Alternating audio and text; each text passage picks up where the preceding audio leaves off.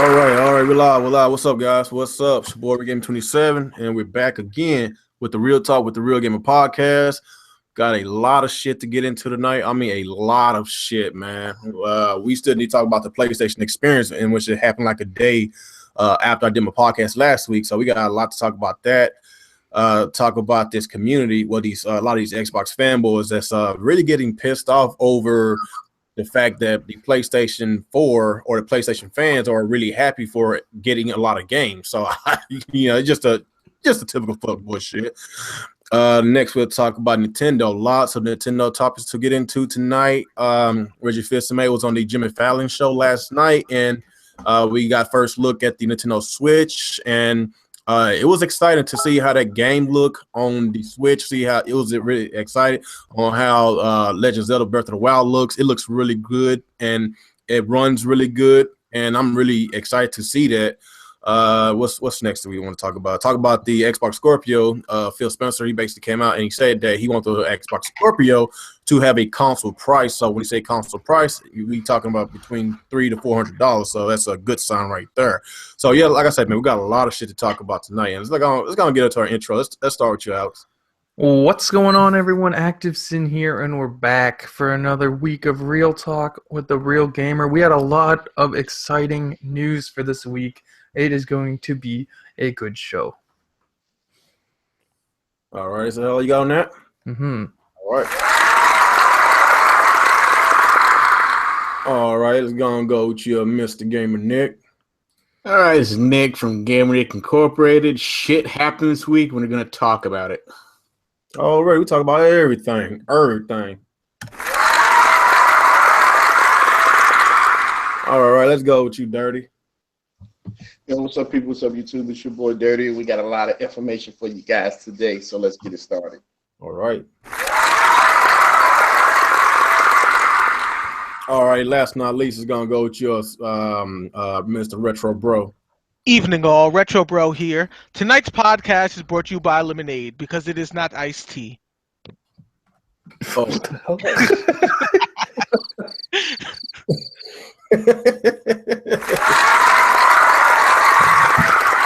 All right, there he is. What's up, Sinister, man? You came in just in time. Last but not least, let's go with you, Mr. Sinister Tar here.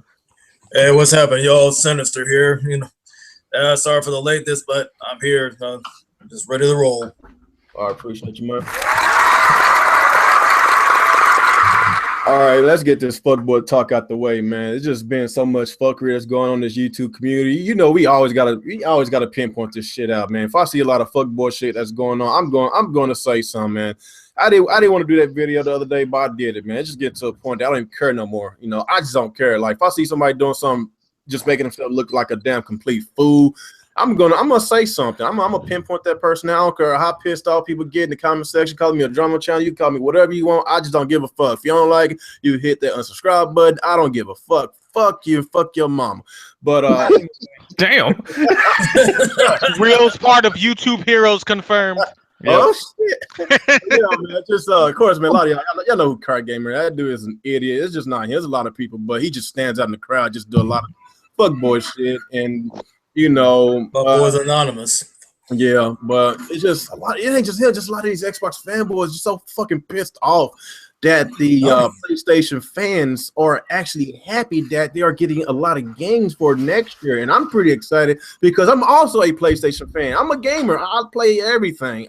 You know, it doesn't matter what console these games on. If I get these games, whatever console I'm going to support it, especially if I like the games. And I've seen that a lot of PlayStation fans liking what they saw at the PlayStation experience, and that caused these Xbox fanboys to get triggered. And like I said in my video the other day, if you're mad about the fact that the other fans on the console you don't like is getting games, why don't you take that shit up to Microsoft or whoever console provider that whatever fits your criteria, whatever.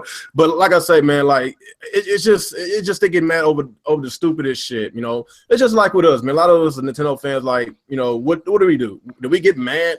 Did we get mad at PlayStation fans? Did we get mad at Xbox fans? No, we got mad at Nintendo for the bullshit that they pull. And look what happened. Look, we got Nintendo Switch. Look how that turned out. We all fell in love with it because Nintendo actually listened.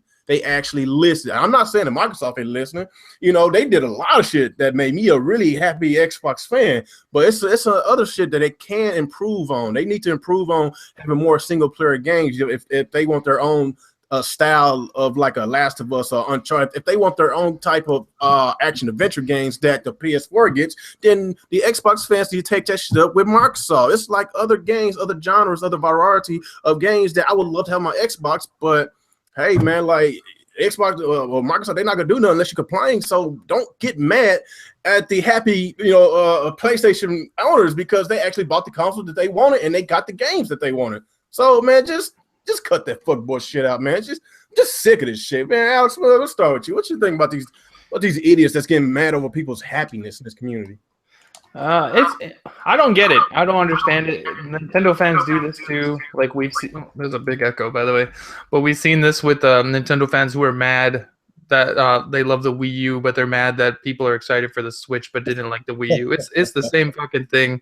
But this is even sadder because these guys, these fanatics, these fucking loser Xbox guys that get so butthurt that Sony actually had a good conference. Like everybody knows, everybody here knows, everyone in the chat knows, I don't like Sony.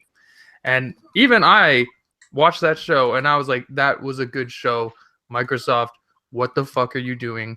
Where the hell are our first party titles? Because a lot of people neglect to mention this or they just mysteriously forget. Microsoft's first 8 months for 2016, one exclusive, Quantum Break. And then the next one was in September was Recore. That was it. That's a horrible start to your year, and I don't want that again in 2017. And they didn't even buy those games. And those games bombed. Both of them bombed. Quantum Break was on the Xbox fan base. That bombed. It had a lot of advertisement. But Recore, that one, I put that on Microsoft. They didn't show that game to anybody. They were super quiet about it. So that one, I give a pass to the Xbox community for that game. But Quantum Break, they didn't buy that game. And Microsoft was heavily advertising it. But like Sony, if you look at the first 4 months for the PS4, there's over 10 games coming out. And yes, a lot of them are Japanese games, and that might not appeal to everyone. But Sony offers you options, exclusive options, on their console consistently. At least seemingly in 2017. Their 2017 is going to be packed. It might even rival Nintendo's. Nintendo should, by default, have the best 2017 because they have a new console launching. But Sony's going to have a really good year. And right now, when you look at what Microsoft is showing, it's really lackluster. Like we know Halo Wars 2 is coming out. We know there's going to be a Forza 7. And what else is coming? Scalebound. That's the big one. That's the only one I'm interested in. There's not much else. Like I think there's Sea of Thieves, State of Decay too. State of Decay. Like, is that game gonna even be good? Like maybe. I don't know. But their lineup is really weak. Like where's oh yeah, Crackdown 3. We haven't seen anything for that in a long time. Where's Rise 2? Where's Sunset Overdrive 2? Where's Cuphead? That's a 2D platformer game. It's been delayed and delayed and delayed. Like, what are these guys doing? They're so lucky they have the third-party devs making games for them. Otherwise, they'd be worse off than Nintendo was with the Wii U. And that's just reality. And that sucks. Microsoft needs to fix that. They're pumping out more consoles and more little controllers and hardware upgrades than they are first-party games. Like, their focus is totally on the Scorpio. And while the Scorpio may be exciting for some people, but to me, I look at the Scorpio, I'm like, okay, my computer's going to be better than the Scorpio, and it's going to play the same games that I can play on my 1S, so I'm not all that interested in the Scorpio. And yet they don't have that many games coming out. Like, I need Phil Spencer to start bringing out the Rare games. It is so frustrating that they've been sitting on Rare this long, and they have all these IPs, they're not utilizing them. Like, where's Battletoads? They fucking teased Battletoads. He was wearing the Battletoads shirt, and nothing came of it. I don't know, man. It's annoying. At the same time, quick question, Alex. Like, Yeah. what do you think Xbox can do to fix that? Because I totally agree. I would like to see more variety in their games, but we also know that a lot of the Xbox community don't care for variety. Like, there'll probably never be a Sunset Overdrive 2 because one was an amazing game that people didn't support. If you make the variety, it's not for the hardcore Xbox guys. Those guys are Halo, Forza, Gears. That's what they'll always get. But if you make the variety, that will bring Nintendo guys over. That will bring PlayStation guys over. That you need a reason for them to buy your console. That makes sense. It doesn't matter about these Xbox guys, these fucking mouth breathers. If you don't have a first-person gun or you're driving a car, they're not gonna buy it. Right. That was pisses me off because I would rather play a lot of my games on my Xbox, but you know, Microsoft is not a platform that people used to playing like platformers, and I love games like Jack and Dexter and Ratchet and Clank. That's a really good game. And you got Crash Bandicoot, you know, the Insane Collection coming out for the PS4. You know, a Ukulele, I think that's coming on PS4 as well too. I believe. Am I right? Ukulele is coming to all the consoles. So basically, like just think about all that, all those platform games I just named get on the PS4. How many of those can you get on the Xbox One besides Ukulele? I know you got a record as a platform, but what else do you get? That's it. It's true. And then like PlayStation gets all these crazy super fanboy games that people love too. Like I'm not gonna lie, like they get games like Jump All Stars and all those other anime games that people would like. And I like some of those games too, and they only come exclusive to PlayStation. Like we don't even get Jump All Stars on PC. Like we get like we get Naruto and the Xenoverse, but we don't get like those type of games, like the crossovers. I mean, I was disappointed that Jays versus All Stars. I mean, I was Anthony. You know, you got all those characters from anime, from the manga and stuff, but the gameplay, I was like, wow. I was like, yeah. It's because they tried to balance it. Because if we be honest, the strongest person in that universe are Z characters. So if they had to balance it so that Goku wasn't just beating everyone in base form. Oh, okay. We're starting to get off topic a little bit because it's really supposed to be safe for the PlayStation experience discussion. We was talking about fuckboys. There's always about the fuckboys. Always talking about fuckboys. yeah, man. Fuck them all. You finished with your fuckboy discussion, Alex? I guess so. Yeah. What about you, Nick? I know you just get angry with these fuckboys in this community, man. What you think? I always say, I don't know what to say by now that hasn't been said before.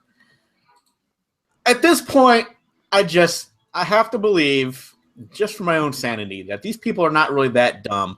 They're doing this because they know that's what's going to get them the views. They know damn well that there's people out there who can't stand them because of the way they act. So they act that way on purpose because they know either way, whether their audience loves or hates them, they're getting views. I mean, that's basically what it is. They know if they try to actually do something worthwhile, like, I don't know, maybe actually talk about positive gaming news or actually play video games, that this audience they have isn't going to watch them. It happens all the time.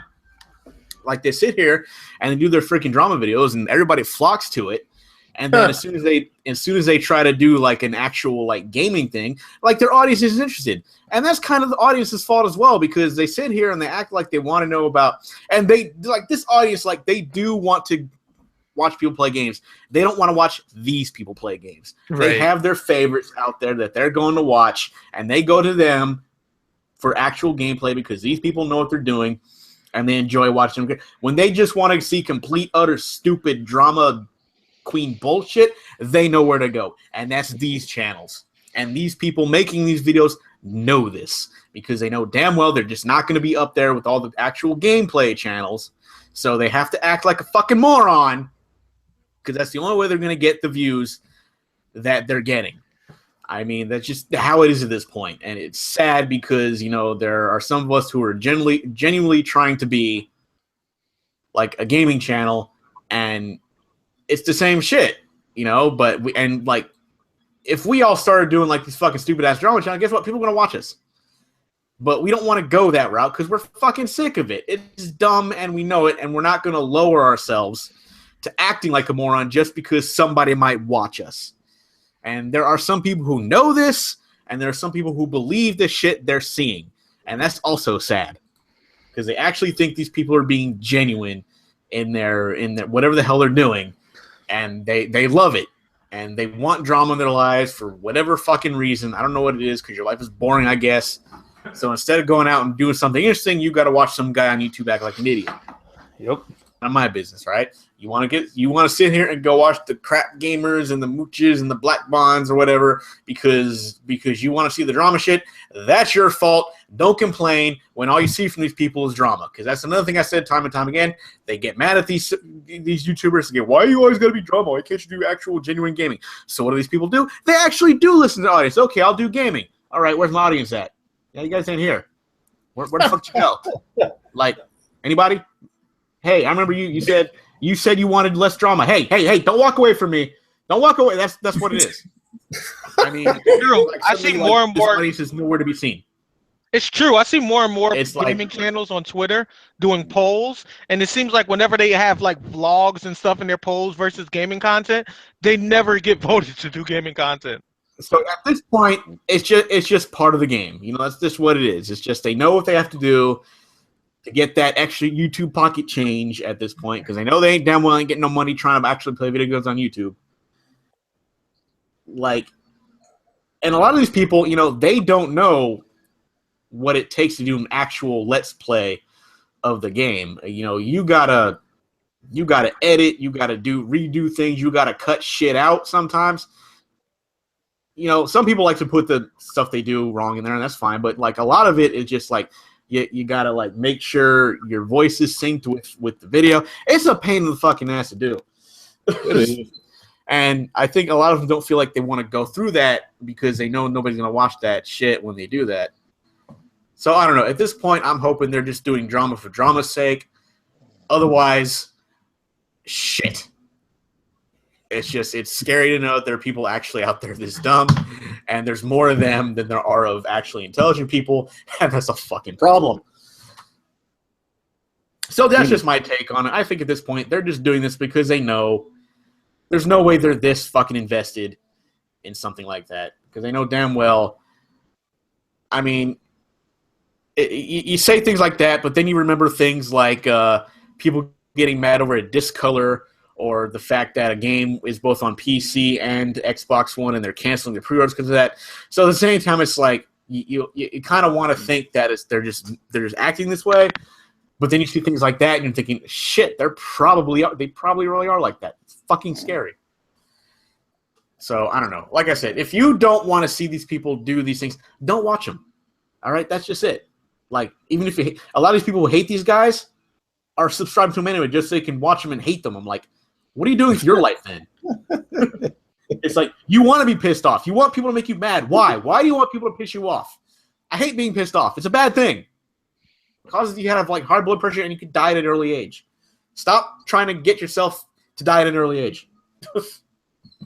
Over video game. That's the funny part about it. Just I know, right? It's like, I don't know, but yeah. So just fucking stop them. I don't know why they're getting mad about the PlayStation. It's like, I don't think they're really mad about the PlayStation crap. They just know if they act like that, they're going to get the views, and that's it. Because people see the stuff that Sony does, whether they think it's positive or negative. I'm talking about like a lot of people that don't even have YouTube channels that's getting all pissed off about the. Yeah, I don't know what to say about that. Then. Yeah, because they're believing the crap that's coming out of the other channels because they're stupid. To think that these are like teenagers doing this, it's grown fucking adults. They're like our age, and that's what makes it sadder. Right. And what makes it even more sad for me is these motherfuckers got wives and kids, and I can't even get a text back. It's that good old YouTube community. Maybe you gotta talk about the Scorpio, and then the bitches will come running. 4-hour podcast, me just ranting. So I'm gonna close it on that one. And as you were, but I don't understand. Like they getting all excited about fucking Scorpio being all powerful, but as soon as you hear a PlayStation getting a whole bunch of games, you want to get mad. Why don't you continuously keep talking about your Scorpio? But if you ain't got no games to play on it, then hey, stay mad. I don't give a fuck. They're gonna buy the fucking Scorpio. They're not gonna buy games for it. They're gonna be like, look what I bought. And like, okay, you got games for it? Channel over. Shit, I'm excited to have a PS4. I got a lot of shit to play, man. You know, like I said, two of my most anticipated games I want to play next year is Horizon Zero Dawn. Oh my god, the games look so damn good. Personally, the only game I was interested in. Oh, I'm sorry. Oh, go ahead. I was gonna say the only game I was interested in for PlayStation 4 come up was Ni no Kuni 2, and there's a slight chance it might be on the Switch. So I don't know. I'm not 100% sure about that, but Okay, well, I'm gonna get into that later about the games that we saw at the PlayStation Experience. obviously, are you still going to football talk? That section. You still going to football talk, or you pass? All right, I guess it's gonna go with Dirty. What you think? What you think about these guys getting all pissed off for the PlayStation 4 getting a lot of games and a lot of Xbox fans? I don't really see this from Nintendo fans. I'm seeing a whole bunch of Xbox fans in this community, not only on YouTube, on freaking Facebook and Twitter, getting all pissed off. You know, talking about, well, I want to play that Japanese shit anyway, man. I still ain't got no games. Like I'm hearing that shit everywhere. They getting all salty because the PS4 getting a lot of games next year compared to what Microsoft is offering. What you think about these idiots? Well, first of all, I'm happy that Sony is getting more variety of games, because guess what? I have a PS4. Yeah, me too. I love a different variety of games. I have all the consoles, so there's no need for me to be mad. I mean, if you're mad because Sony is getting games, then that means you can't afford a second one. You can't afford a second console. Jealousy. Because if you a gamer, there's no way you just flat out just hate another game company. You know what I'm saying? It's like, I don't care what system it is. If it's some exclusive games or games I know I can't get on the other two, guess what? I'm buying that system. Guess what? I'm buying the Switch. Because that's what I am. I've been a gamer since I was fucking like 5-6 years old. And that's what I do. I buy games. And I want to play games. I'm not going to limit myself because my group of friends don't like Sony, Microsoft, or Nintendo. So I'm going to limit myself to one console and then talk about the other two and sit back and see all the games that they're getting. And I'm just getting the crumbs. No, I'm not going to do that. I'm not going to please nobody but myself. And that's with fun games. If the games was fun, interesting, I'm getting it. So if they want to be upset and sit back and just, play 3 games, exclusive games for Microsoft, then that's them. You know what I'm saying? You got some backwards compatible games, you know what I'm saying, from the 360. Play those too. But hey, I'm not mad. Whoever getting games and I'm interested in them, I'm buying them. If I'm not interested in the game, guess what? I'm not getting it. So at the end of the day, I'm happy. So they can be mad and raise their blood pressure. Go right ahead. I'm cool. I'm glad somebody getting something. Hell, man, I don't see the big deal, man. Why why a person would be upset that another console is getting games. You know what I'm saying? Like, this is what gamers supposed to do. It's like these majority of these people on YouTube, man, they lost the sense of gaming. You know what I'm saying? Like this generation, man, they don't play games. They buy games just to look at it. Look how this game is, man. This motherfucker teraflops and this shit is cold. Like, most of these fake ass fucking gamers pop their game in, they look at the graphics and they go, "Wow," and then they go back to Netflix. Because this is one thing I don't understand about this generation. We all came from last generation playing for like 7-8 years. And guess what? For them 7-8 years, guess what we wasn't playing? We wasn't playing fucking teraflops, and we wasn't playing fucking 8 gigs of RAM. The only thing we was fucking playing was 512 megabytes, 256 megabytes. And guess what? Those fucking games look phenomenal. We didn't need 8 gigs of RAM. We had no gigs of RAM in last gen consoles, but we got awesome looking games, fun games, and now all of a sudden, when a console comes out, if it don't have these many teraflops or gigs of RAM, all of a sudden the console is garbage. But motherfucker, you just came 3 years ago for playing a console for 8-7 years that didn't have none of that shit in it. Yep. And look at the awesome graphics that it had. The Last of Us. You know what I'm saying? Gears of War. God of War. You know what I'm saying? Like, really? Like, now all of a sudden we need teraflops and gigs of RAM to consider a console, good enough to play? Like, I always find it funny this generation how so many console guys are obsessed with specs. Like they want the most, like the high end specs, but you're still on a console. Like you guys realize that, right? If you want better graphics, there's only one place to go, and it's not the console. That's because people. So I don't like understand to why waste these money. people are so obsessed with graphics, because you're not gonna. Yeah, it's like I mean, it's Even like with the PS4 Pro, yeah, the it's like graphics aren't that amazing. left on the wayside. They don't even care about gameplay no more. They just care about how pretty it looks. yep, that's all they do. That's all they care about is how pretty it look and how many games we got coming. And it's I don't know, man. These I want to say it's the young crowd, but it's not, man. It's the older It's people not. too that done It's fell the into older it. guys, the jaded ones. Like they The really jaded, don't salty fall one, yeah. hard. You know what I'm saying? And to sit up here and fight amongst each other, talking about well, this console that I like is better than you. Who cares? At the end of the day, who cares, man? At the end of the day, it should be we're all getting games and we're all playing. That's it. I see no reason to argue that the PlayStation is better than the Xbox.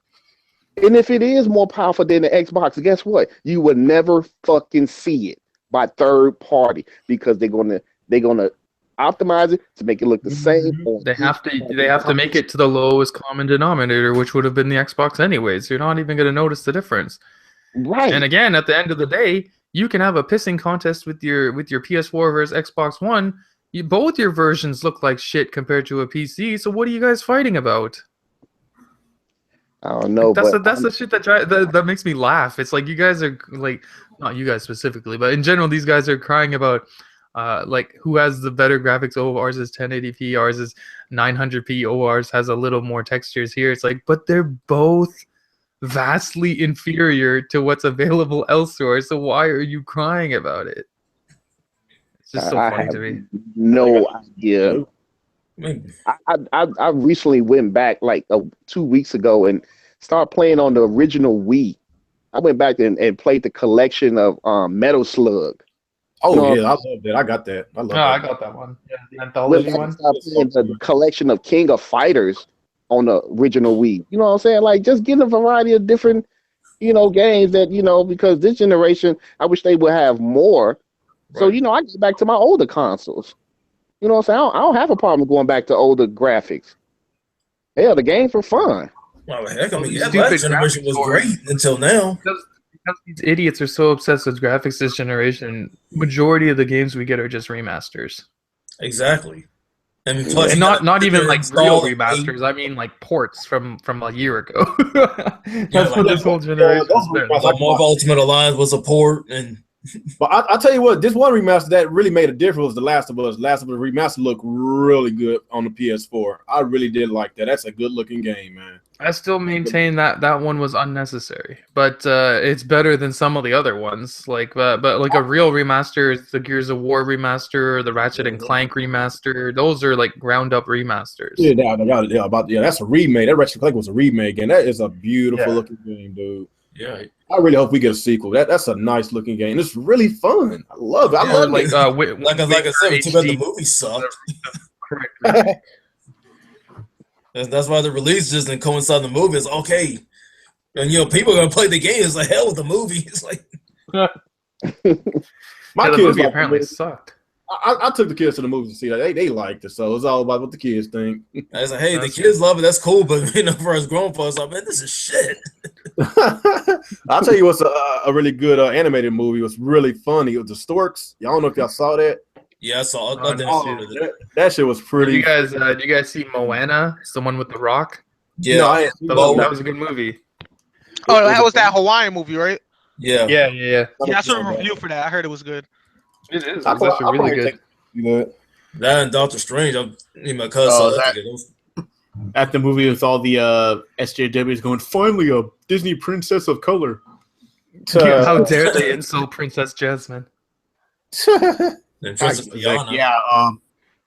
was Jasmine, there was Mulan, there was Tiana shit from Tiana, Prince, whose name I don't remember, but yeah, Tiana's the black princess. I did hear that the movie was pretty progressive for different reasons, though. Like they say, it's the first movie where a female was actually independent and wasn't. Yeah, she was a very strong lead. Yeah, like she wasn't interested in anybody else but her own goals, which was respectable. So that's we pretty get cool. we getting off topic again. You know that, right? Yeah, get back to the Fanboys. Yeah. All right. Let's Retro, it's your turn. yeah. Let's go give it to retro. What you think, man? We don't talk about women here.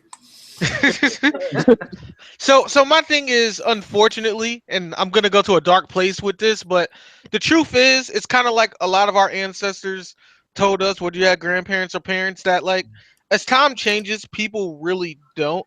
And the truth is, kind of like how we're minorities now with our opinions of gaming, we've always been minorities with gaming. Like when gaming wasn't popular, we were minorities. Now that gaming is popular, we're still minorities. And the truth is, it's not that many more people like gaming now from when we used to play back in the day. It's just that now that it's trendy, people want to act like they enjoy gaming. So you get a lot of people that get consoles because they hear it's cool, and a lot of them will openly admit that they're just going to do Netflix and movies and stuff on it. So That's why nothing's PlayStation really 40. changed. It's no different from what it used to be. You still got the same amount of people spending money on what they thoroughly enjoy, and a lot of other people just trying to follow the trends. I mean, if that wasn't true, Pokemon Go wouldn't have happened, but you know, it did.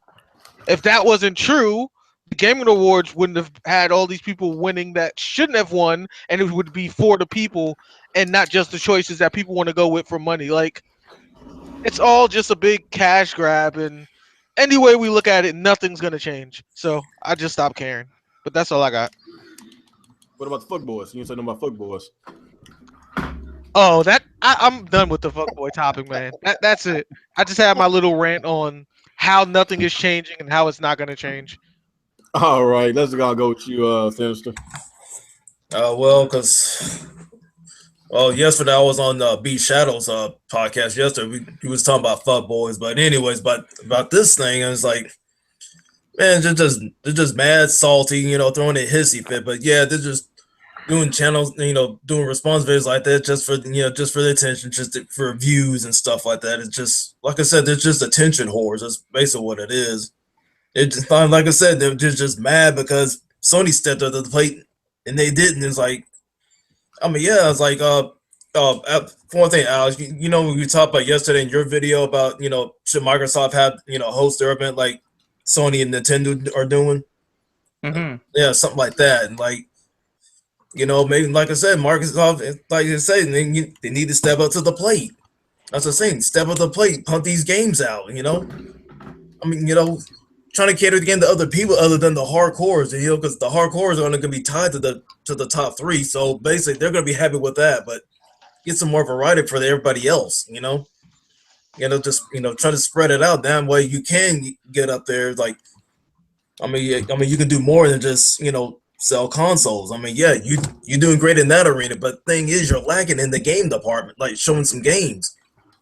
I mean, like I said, Quantum Blade was a flop. Recore barely got any love at all because they didn't say nothing about it. And of course, for next year, I mean, Cuphead, we don't know when it's ever going to be released. And Scalebound, they haven't said nothing about it yet. I mean, it's like, come on. Scalebound's gonna bomb too because it's a Japanese game. These guys don't buy it. Right. It's just exactly. I mean, it's like, Killer Phil. I mean, yeah, he's trying to go in Japan, trying to establish some business relationships, trying to bring some of their games over here. But I mean, it's a tall task. I mean, it's like, He's got to keep doing it though. I mean, yeah, I know he's not giving up. He's determined trying to get that done. So I mean, yeah, believe in Phil. But as far as these fuckboys, I mean, it's just good. Like I said, there's just nothing but attention whores. But that's all I have up on that. Yeah, like you gotta hold Microsoft accountable for this. Like, there's no point getting mad at Sony for this. Like, how is it Sony's fault that Microsoft's not giving you games? I know. I mean, just like I said, Microsoft needs to step up in the games department. They're doing well in the hardware. Just it's the software they're lacking behind on. They missing that one killer developer. Killer app. That they need a super studio like Naughty Dog. Naughty Exactly. Dog. That's Somebody just brought up a good point in the chat too. One named Shadow said that Scalebound might become multi-plat if it flops, and honestly, that's been the trend with Microsoft lately. Like, if their games flop and their fan base ain't buying it, it comes to PC or to like the rest of the consoles too. So it's like at this point now, it almost gives the people no incentive to buy it. That's outside Yeah. of Microsoft Well, because it's like Scalebound's already coming to PC to Windows 10, but if it doesn't do well on the Windows then Store, it it'll will go probably to go to Steam. Steam. Exactly. Yeah. Like it'll definitely go to Steam because the Windows Store is still broken with their PC games. Like they have a lot to The fix with Windows that. Store is awful. It is such a horrible experience Yeah, buying like anything it's from there. aggravating. Very aggravating. Yeah, it's so irritating buying anything from that store. It's so just disjointed. Everything's just so cumbersome. It's so hard to use. The only And two then you can't things even that use all work the same programs. the only two things that worked on there, I tried a couple of games, and the only one that really works on there is Gears 3 and like some of my like Yu-Gi-Oh videos I downloaded. But other than that, like nothing else on that store has seemed to work. Yeah, it's pretty bad. It needs a lot of work. Yeah. Yeah, So speaking of Naughty Dog, Microsoft like, just needs to step up big time. I mean, that's all I gotta say. I guess for Microsoft, like their killer app, they basically their version of Naughty Dog used to be Bungie, in which they don't work for them no more. You know, that's when Halo used to be really good, used to tell really great stories. That's when everybody loved Halo. I'm not saying a lot of people hate them now. There's still a really big fan base out there, but the quality of their stories is not the same, you know, as it used to be. But the quality of Naughty Dog stories always been the same. Really good stories. And Yeah, I disagree. I try to. I say Epic is a good follow up. You know what they did with the Gears series until the end of their Yeah, relationship. Coalition's a good team. They're the guys that took over for Epic. Coalition's a very good team. I think they're the best team Microsoft has. Yeah, it's just was it who was it 343? Like who did Halo? Who did this? 343 does Halo. 343. Okay, the story, like as much as I'm a huge Halo fan, I felt that the story was lackluster. You know, it's not what I'm used to. Huh? It's not good. The Halo 5's campaign was not good. It was just okay. It was okay, but it's not okay, but it wasn't that great either. Used to getting. That's what I'm saying. Like that what Bungie comes in at. You know, with Naughty Dog, we get the same stuff all the time. It's really good quality content. You know, not only from the Uncharted series, but we got The Last of Us. We got the Jack and Dexter. If I'm not wrong, they did Crash Bandicoot. Am I right? Right. So Naughty Dog got a whole bunch of great games under their belt. And it's like, okay, where's this from Microsoft? Like, where is that killer developer that can just continuously spit out a lot of variety of good games, good quality polished games? That's what they're missing, man. The developers. This Coalition, I do give it to Coalition. That was a really good Gears game. I loved it.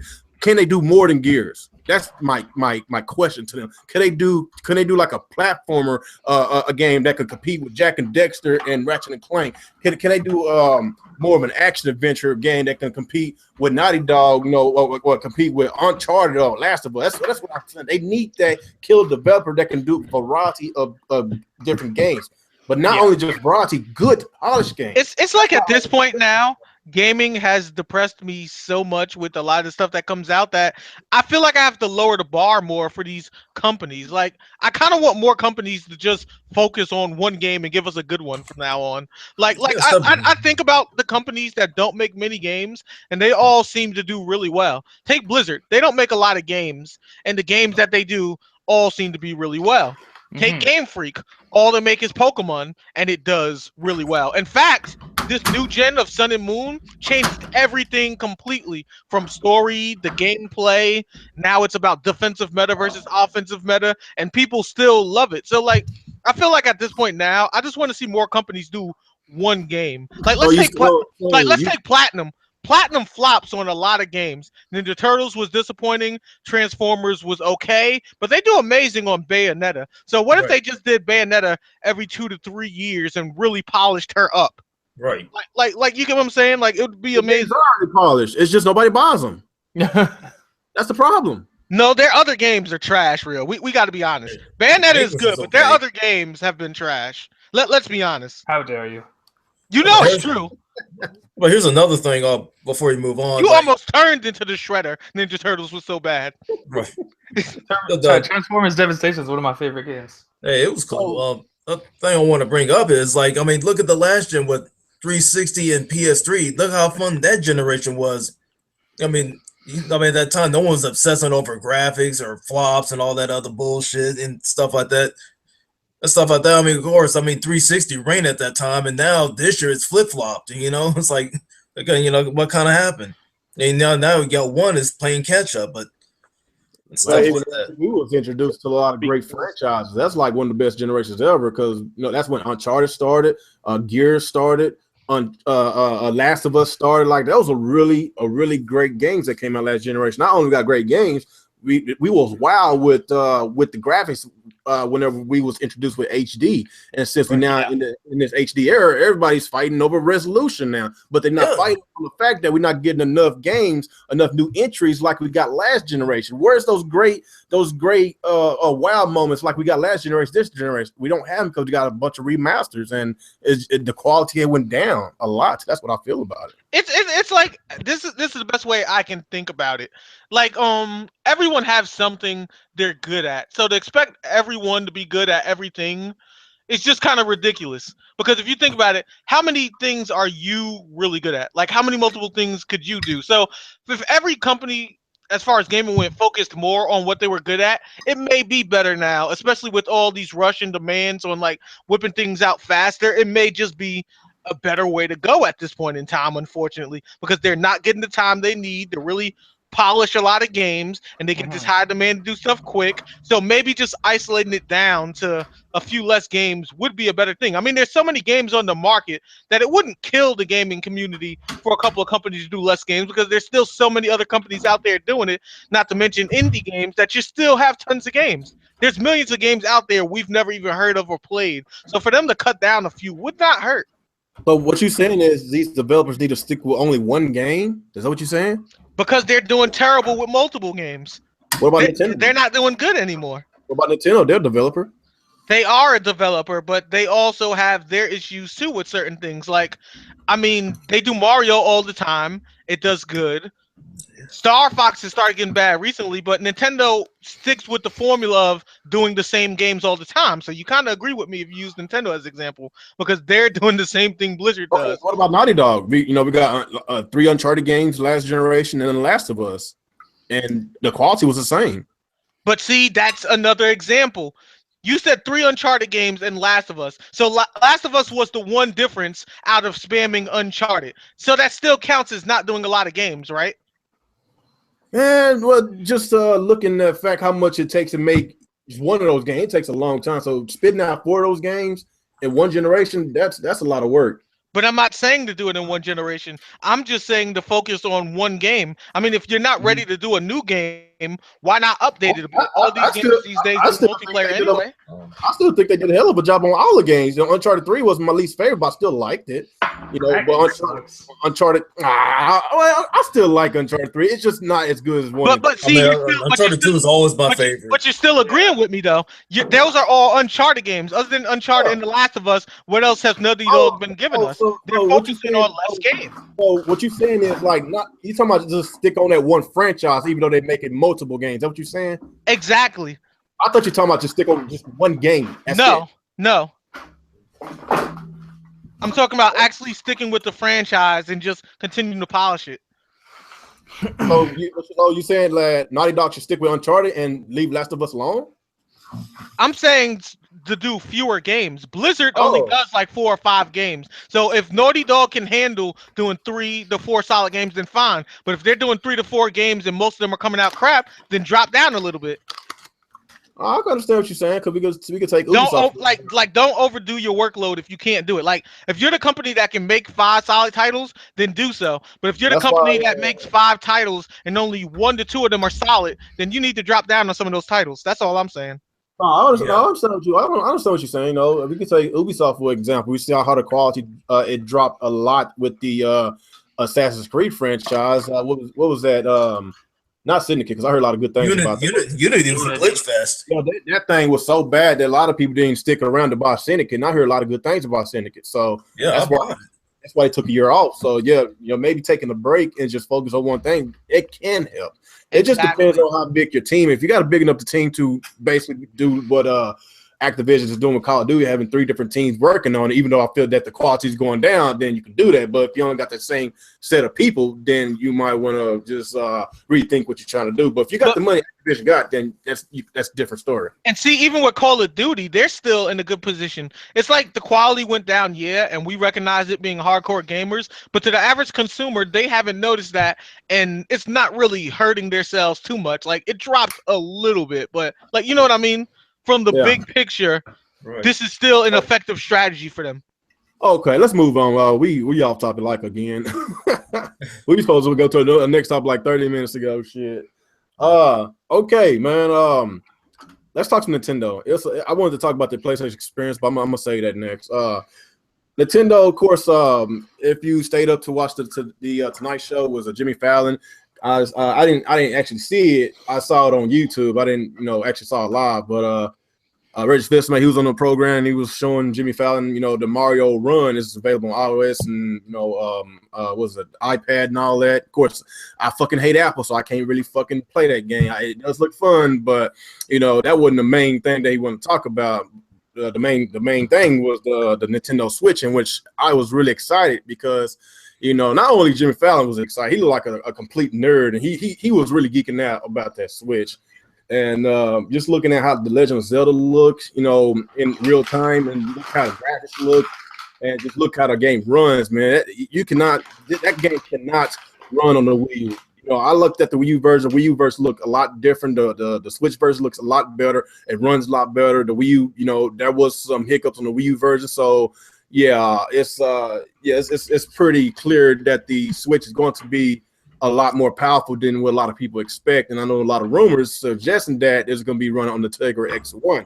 But I think that they put that shit to rest last night, the way that looked, and of course with a lot of developers coming out and speaking highly on the Nintendo Switch, talking about it's going to change the game, it's going to change everything. I think Nintendo is in a really good position, and I think they are in a really good position, but. I am really excited about, not only last night, I'm excited. I know you could call these rumors, but I know some of these people that's actually giving us this rumors, whatever you want to call it, it's coming from pretty credible source, man.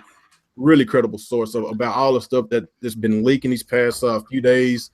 And what was that I talked about yesterday? I made a video about, Dark Souls 3. And they said, from software, they basically said that it's running pretty. They got the game running on the Switch, and they say it's running really, really good. And they are suggesting that they're going to put the collection out on the Wii U. I said, "We goddamn, I'm tripping on the Switch." And I was thinking, I was like, okay, that's a really good deal. And I really think that's going to do good because what you're doing is you're getting a lot of these fans, you let them get familiarized with the series on how Platinum Games did with Bayonetta. They let the fans get familiarized with the series because they did not play Bayonetta 1 because it wasn't on the Wii. It was on 360 and the PS3. So if third parties would have took a different approach whenever the Wii U came out, and instead of giving us just Mass Effect 3, give us the collection with a cheaper price, maybe it would have been a different outcome. If Ubisoft would have gave the Nintendo fans Assassin's Creed 1 and 2, of course, we got Assassin's Creed 3. That was the first Assassin's Creed game that we got on the Wii U. Maybe that would have turned out differently because a lot of Nintendo fans did not get that game on the Wii. I could talk about this all day. Like, if you're gonna put out a sequel on a console that a lot of the fans is not familiar with, you got to give out the collection. And just look at Bayonetta, for example, like it did a lot better than we thought, man. So I think that they are going with this the right way, and I think it's going to open up a lot of doors, open up a lot of windows for a lot of these developers to do the same thing with the next games. We don't know if the new Mass Effect is going on the Switch. We don't know. But if it will, I think it would be a smart move for EA to give out the collection. So I don't know, man. What do y'all guys think? What you think about this? What you think, man? About the Dark Souls? Just about these. I guess about giving out the collections on these third-party games to the Nintendo Switch consumers. Because they missed out on these games from the Wii and the Wii U. Well, yeah, it's smart. Like we saw what happened with the EA, what they did with Mass Effect. They just put the third game, and nobody bought it because they didn't know what happened in the franchise. And at the same time, they put the collection on 360 and PS3 around the same time, so that was really stupid.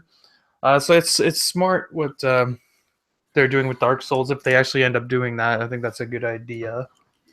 The fact that they got Dark Souls running on the Switch and they're happy with its performance, that is great. That essentially confirms that it is not the standard Tegra X1 processor, because that processor would not be able to run Dark Souls 3. So that's good. It's some sort of customized chip somewhere between X1 and X2, so that's good. Yeah, they seem happy with it. A lot of third-party devs seem happy with it. I think they're in a much better position this time around. And with Jimmy Fallon last night, he did an amazing job showing off the console. Like, Reggie can go to a show, right, and show the console, but if the host is not excited about it, that ruins the whole experience. Jimmy Fallon sold that console. He is what made the people in the audience excited for it. Reggie is not an exciting person. Nothing he does is exciting. He's a very boring person. But Jimmy was full of energy, super exciting. You could see he was just fanboying out, and the crowd was responding. They loved it. And just seeing his excitement made everyone else excited, and that's a huge plus, and that's going to give them good momentum, and hopefully they keep doing that to some other shows too. But yeah, I thought it was a good demo. They showed you can play it on the big screen, and it easily transitions to the tablet. No problems. They showed it. Everyone understands what you can do with this thing. Unlike that shitty-ass Wii U, where nobody knows what it does, and it's a worthless piece of garbage. But the Switch is very clear what you can do with it, and also third parties seem excited for it. So I think they're in a way better position this time around, and it's time to get excited for it. It is okay to be excited for Nintendo right now. I think you should be, because they're actually doing the right things this time around. Okay, that's all you got, Nick? Yeah, I guess so. What about you, Nick? Pretty much everything Alex said. I think he pretty much nailed it. I mean, Jimmy Fallon out there, just like, I didn't see it either. I've been hearing about it like all day, but I haven't really looked into it at all. But yeah, I mean, if it's like that, then that's a good sign, and it's good to see that Nintendo is actually like doing the right thing to try to advertise this time by going on actual TV shows instead of hoping that it sells through Pottery Barn and shit like that. So it's looking good. I mean, I don't want to get my hopes up too much, because I don't know. It's just like, it looks like they're going the right direction. They're getting more people excited for this. They announced the virtual console for GameCube on there, and one of the first games is going to be Melee. I mean, right there, that has got to be like a pretty good announcement. Was for real, or was that a rumor? Huh? That was real, or that was rumor? I think it's real. Was it? I don't know. Double check, but I hope it should be true. I mean, hopefully, if it's true, it's gonna work out for him. But but yeah. So I don't know. I heard like the first 3 games supposed to be Mario Sunshine, Luigi's Mansion, and Smash Brothers Melee.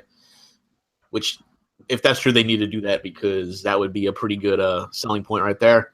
Since people wanted Melee to come back in some form, either through a virtual console or a remaster. Hey, Mario Kart's in there. So yeah, there's that. I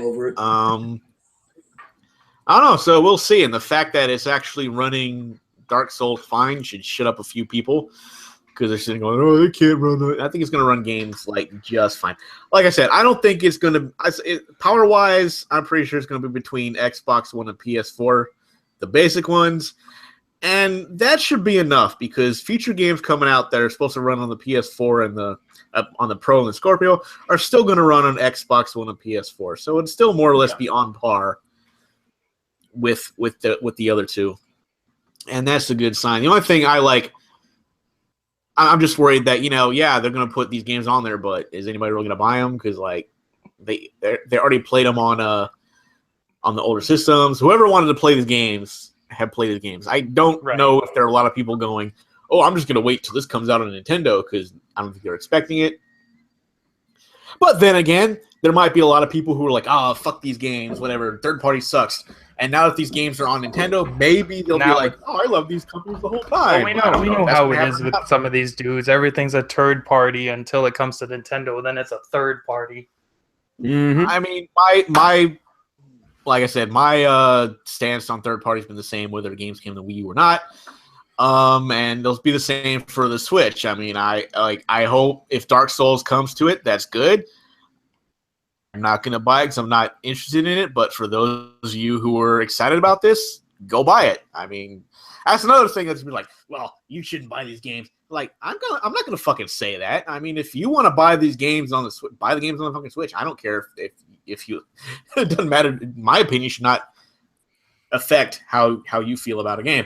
But yeah. So I mean, like I said, it looks like so far they're getting this thing out there, and they have a short window, but they're still actually using that. People know what this thing is. Yeah. Like, it's out there now. People know this is a thing. People know Nintendo's coming out with a new console. For all we know, some people might think this is Nintendo's brand new console. They probably still don't even know what the Wii U was. And they're like, oh yeah, I remember Nintendo. What's the last Nintendo system Nintendo made? The GameCube? Or some shit like that. I don't know. The Super Nintendo? Like, they come out with a new system? Oh, that's pretty good. So, I don't know. They're getting it out there. They're getting the name out. It's a good name. It's not the best name, but it works. And it's named for what it does. I mean, what the hell did Wii U? What the fuck did Wii U mean? What the fuck did that mean? It didn't mean anything. With the Switch, the game is in the name, basically. Mm-hmm. So looking at the only thing I'm still pissed off about, and this is probably why I'm going to end up playing Breath of the Wild on Wii U and not the Switch, is because of Nintendo's fucking bullshit distribution practice, where they're going to limit it out there. And I'm not going to be able to get one day one. Like, what the fuck? Like, hopefully, I don't know, maybe I'll get one, but like, we're only going to ship 2 million, 1 million for America and 1 million for the rest of the world. I'm like, oh, fuck you. Just don't. Hopefully they change that. Hopefully, I don't know. Can we talk to them? Can we say something? You're like, hey, no. Put out more. Don't do it. You know what's going to happen? You're going to, the whole, like, mini thing happening. They're going to fucking buy it and try to sell on eBay for like 50 times his amount. So fuck you, Alex, by the way, because I know you're going to do that. So, like, just don't do the limited quantity thing. I mean, okay, if you want to do limited quantity, fine, but do a little better than 2 million. Huh. I know how Nintendo is. Yeah, so I'm like, fuck, I'm not going to be able to get one, like, right away because this is bullshit again. That's the only thing that's really kind of souring the whole thing for me right now. Yeah, they're using club logic. Yeah. Yeah, it's fucking pissing me off, and I'm like, well, that makes me just pissed off because now it's making me want this thing, and I'm probably not going to get it day one, and I'm going to be like, fuck. So just looking at the fact that Legend of Zelda was a display on the Jimmy Fallon show, and rumors saying that's going to be coming in the summer. So, don't you think it's kind of misleading if the game is not, if it's not even going to be a launch title? I don't know. Hopefully, if demand rises for this thing, they'll increase the distributions.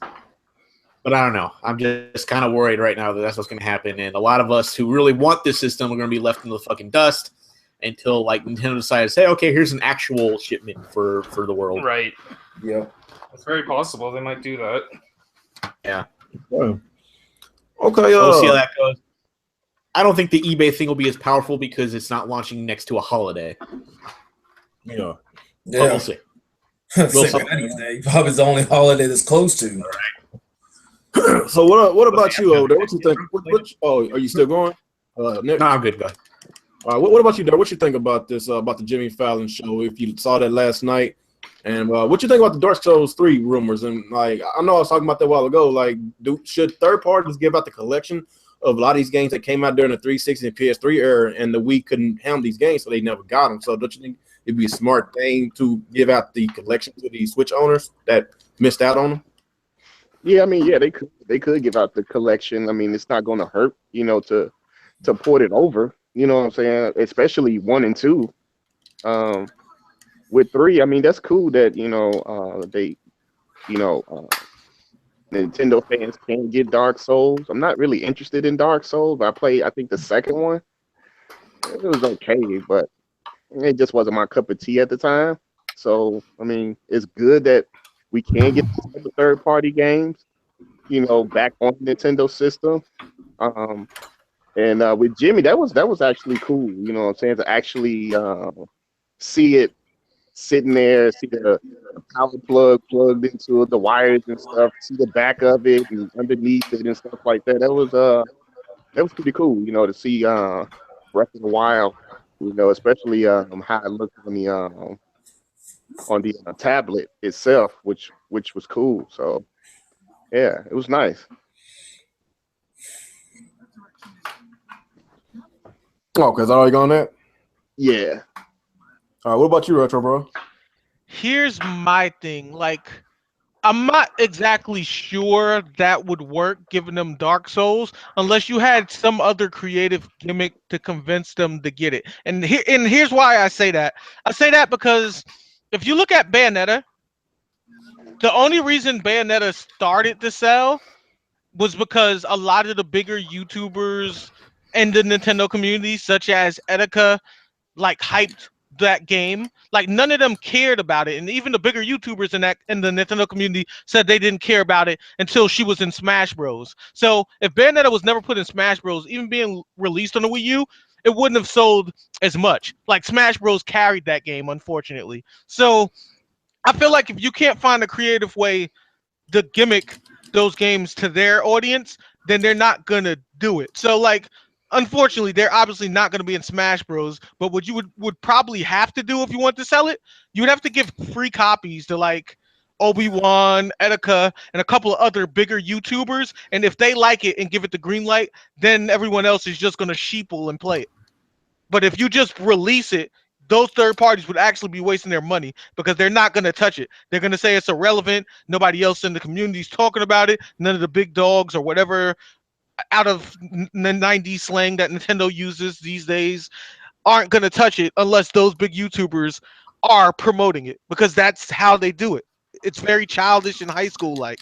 So if you don't have a gimmick to convince their bigger YouTubers to greenlight it, they're not going to touch it.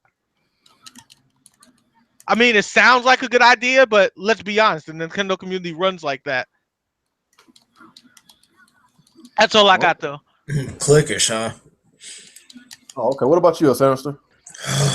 I mean, I didn't get to see the thing on Jimmy Fallon, but as far as like the bigger take on it, pretty much Alex and Nick already nailed it on the coffin. So I mean, I don't have anything on this one. Oh, okay. Yeah, like I say, man, all that I want. It's the just video actually on YouTube. Go ahead. I said if you actually want to see the video of of Reggie and them on Jimmy, it's on YouTube. Yeah. If you missed it. Yeah, that's why I saw that. It was on YouTube. Yeah, because I didn't know about it until you guys mentioned it. So I mean, that's why I didn't have anything to say on it. So. And shit, we like a month away from the conference, man. I'm really excited about that. January 12th. Yeah. 1 month. I mean, but here's the one thing I can say about it. I mean, think about it. The Switch comes out in March. A lot of people will probably get their tax returns a month earlier. Think about it. Yeah, that's why I'm saying 2 million consoles. That's like ridiculous, man. Because a lot of people gonna have a lot of money, tax returns. Like, as soon as the Switch comes out, like, it's gonna be nowhere to be found, man. Yeah, exactly. I'm sure if they're gonna here's another thing: those flippers, those damn flippers. I tell you guys, they got enough money. This is what I'm gonna do. I got some money already put to the side for pre-order. Right after the event, or while the event is going on, I'm clicking right on Best Buy to pre-order mine. That's because that's when they're going to have pre-orders is right after that direct. Yep. January. Yep. Exactly. I'm going straight to GameStop because that's what the manager said. They said as soon as they show that conference, they're gonna actually put it on pre-order. So I'm gonna be the first one up there. Yep, I'm going straight to Best Buy, or if not, if I'm at work and I'm just clicking on Best Buy pre-order, and there you go. Okay. Yeah, because I pretty much be heading to Best Buy because that's right near where I work at. Okay, so I guess that's all on this topic, huh? Yep. Okay. Yeah, we got a month, about a month away from actually getting a lot more details. We got a month away, get see what games is coming out on launch day, and hopefully Zelda will be a launch title. I really want it to be a launch title, but if it's a summer title, I'll be okay with that. But I just hate to see so much gameplay footage of Zelda, but it's not even a launch. It's not even a launch title. Yeah, I I know know what's what the you point mean. on that. I mean, yeah, I like to see that in Mario Kart as a launch title. You It's know, like we probably a don't know. good thing that they're not rushing it though, because if they Yeah. did rush it, you could have another Star Fox. It would like what happened Mhm. if they got this 3D Mario game ready for launch, but they just pushed over Zelda, but the hype has been over Zelda for over 2 years. Like it just wouldn't make sense. But then again, it's Mario, and I guess I don't know, man. They both good titles, but I think majority of the Nintendo gamers wanted a Zelda game for launch. So that's what I want, to be honest. It's like I know what you mean, but after what happened to us with Star Fox and being a big Star Fox fan, I think you would rather them not rush it, or you might have end up getting the same thing. But how long has it been in development? For about 5-6 years?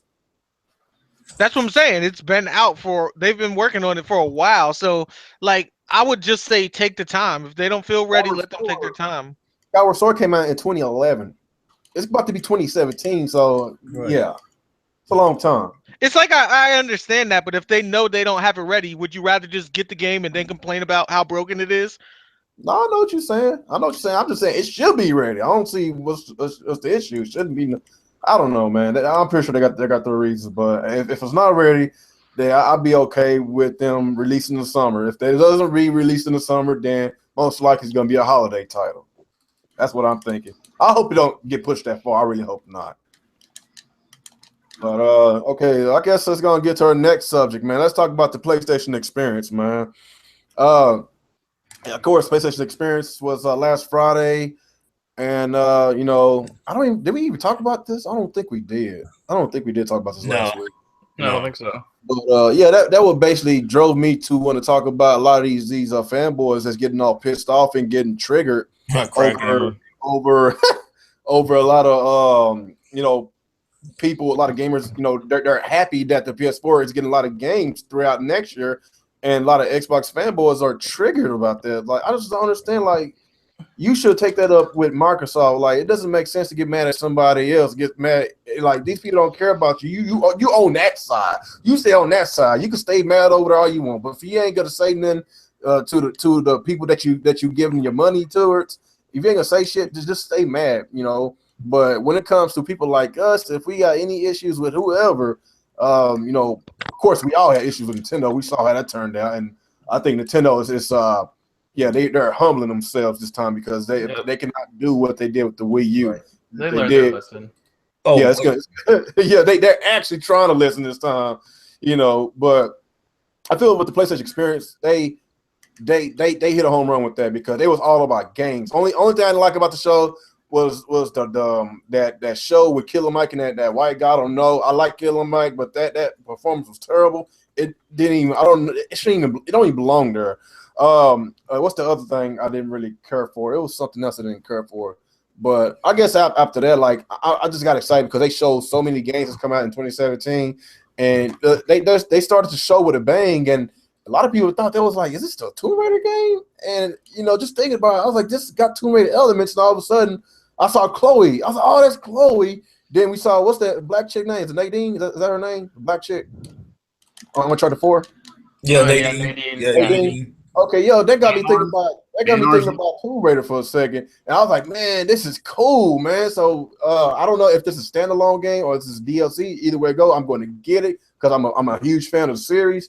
Then they end the show with what we've been asking for years, and they finally did it, man. Man, the crowd, they was so hyped, man. Like, oh my god, man, that show was very electrifying, man. And whenever they showed the Last of Us, what was that butterfly symbols? What you call? What's the name of that group? The Last of Us. Firefly. Fireflies. Fireflies. Okay, the Fireflies. And everybody, man, the whole building just erupted, man. Everybody was so excited, man. I was like, man, where's this shit with Microsoft, man? Like, damn. Like, you know, I don't really be in the PlayStation community like that, but I'm gonna be a part of it because I'm excited because I got games to play. You know, I own a PS4. Most of us own a PS4 here, and we're gonna go where the games are at. I don't even give a damn what console it's on. I don't care if it's on console that I really don't even like the company. I don't really care for Sony, but if Sony can cater towards me and give me like the games that I want, and they did. They took it back old school, y'all. They took it back old school, and that's why I got really excited.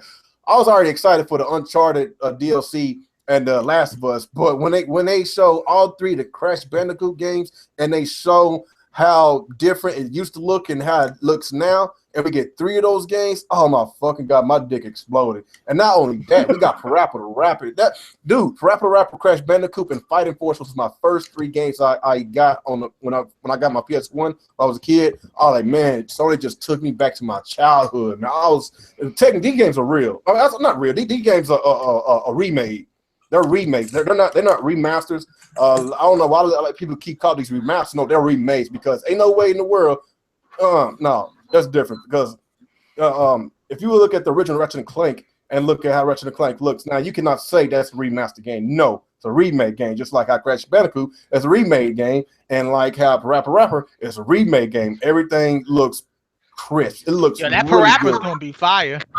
Oh my God, I'm happy. I'm excited, and I really hope that these games will do well so they can continue on with the series. Right now, I'm liking my PS4 right now over the Xbox because they got a lot of games I'm liking. They got my platformer games I want. I get to play Ukulele. I get to play Ratchet and Clank, Crash Bandicoot, I get to play all these games that cater towards me. You know, when I was a child, and right now I love these type of games. And I got my action adventure games, and Uncharted, The Last of Us, Tomb Raider. I'm playing all that on my PS4. The only action adventure game I get to play on my Xbox is Tomb Raider, and that was a time exclusive. So that got me to wonder, like, when's Microsoft going to step up and trying to, I don't want to say one up, just compete, just get the games.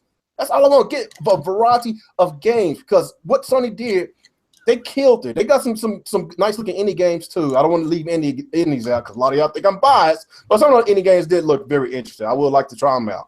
But overall, I get this conference 9.5 out of 10. That was a really good conference. The reason I was not getting a perfect score because that little rap show. I don't know what that shit was, but that Doom That was part of the Game Awards, not Sony's show.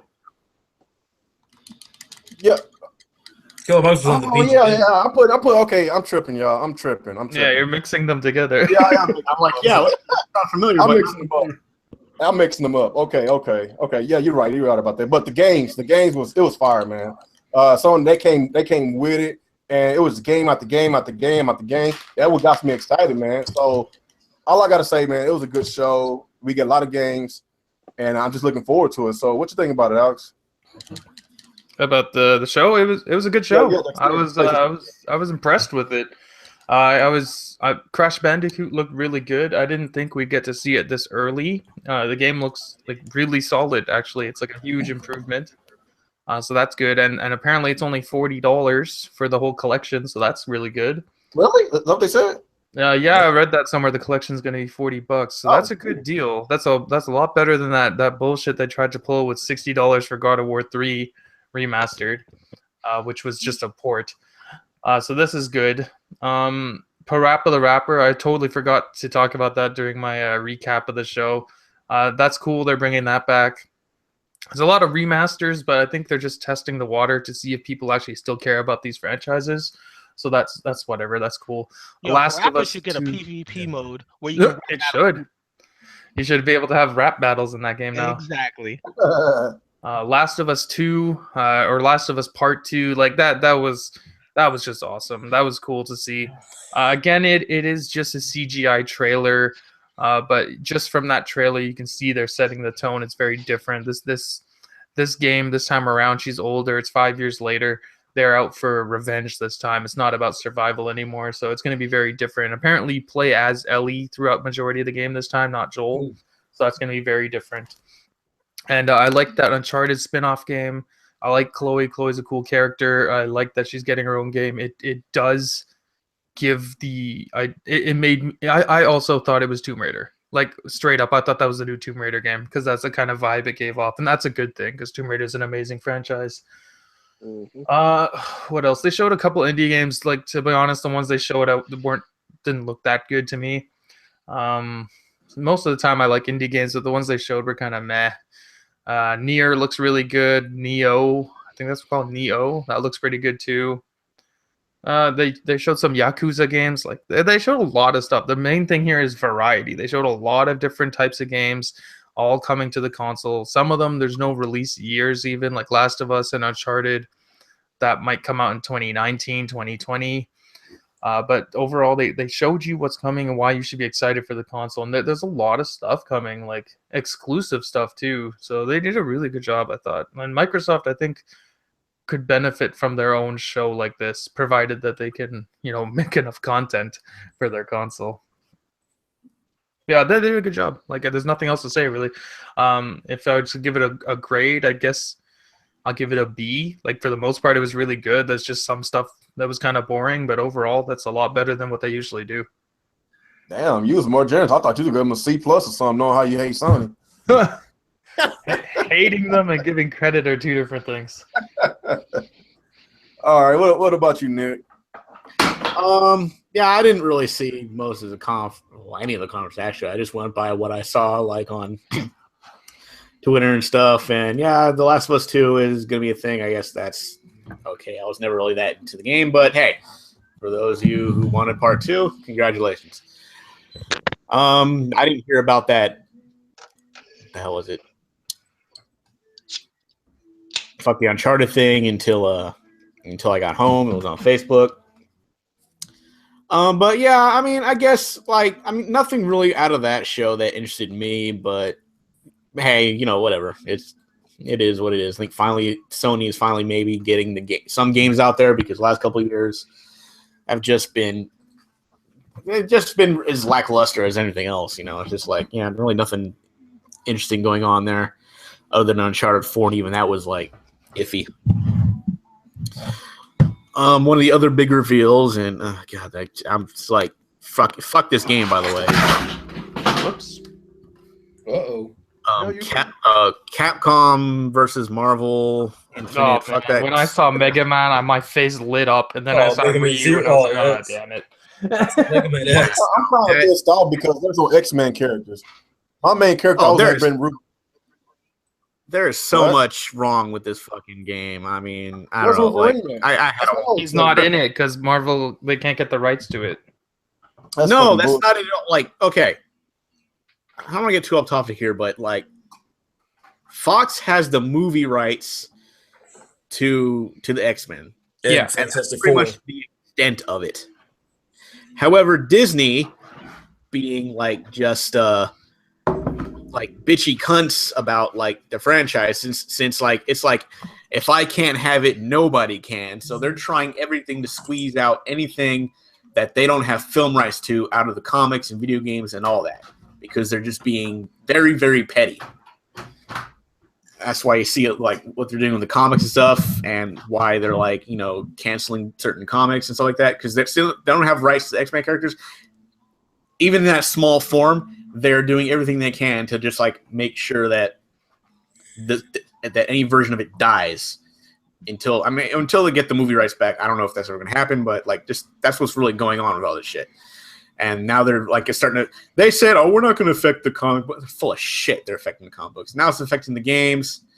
And Capcom has more or less been Disney's bitch for quite some time. A lot of Disney games are also made by Capcom. Yeah. Yeah. If you remember. So that's part of that. But I don't know. This game, they ruined the Marvel's Capcom series after part 3. It's just going to be more of the same with this, and they're going back to 2-on-2 instead of 3-on-3 like it has been. But yeah, like, fuck that game. That's pretty. I already made yeah, because I've seen the video, Nick. I think we spoke on that. I don't want to get any. My favorite character, Wolverine's not in there. That's why I'm upset. That's why people. The mutants. I mean, folks are mad about me, but I'm gonna save that. I personally like the reason I hate 3 is because it's less competitive than the older games. The one fact that you can press one button to do specials and you don't have to learn to do it. It's mode. That is it. I mean, they just really. Like, that is like 1 and 2 were pretty good. Then they got 3, and 3 just made like so freaking dumbed down. It's just like, but anyway, enough about that. Okay, like I said, I guess it's good for Sony or the PlayStation, at least on this part, So congratulations, Sony and stuff like that. I'm not going to sit there and hate on you. I don't care about what you did, but at the same time, I'm not going to sit there and go, oh, fuck Sony, blah, blah, blah, blah, blah, blah, blah. Because I'm an evolved gamer, and I will give credit where credit is due. Whether I have interest in it or not, good for Sony, I guess. But, you know, hopefully, like, I don't know, hopefully the Switch comes out, does pretty good, and then, like, Sony better hope that the Switch doesn't do that well. Okay, is that all you got on that? Yeah. What about you, Old Dirty? I actually enjoyed the PlayStation experience. You know, some of the games that I definitely want to get. Day one, especially The Last of Us. I really enjoyed the first one. Just seeing the Uncharted side story, Miho and Horizon. I was surprised they didn't show anything else of the God of War because I wanted some more information on that. But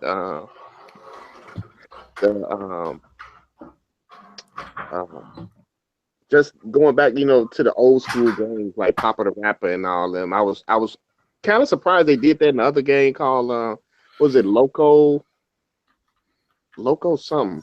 That I think that was like an older game too that they was advertising with Papa the Rapper. So Crash Bandicoot, I'm definitely getting that day one. So that was pretty cool what Sony put together.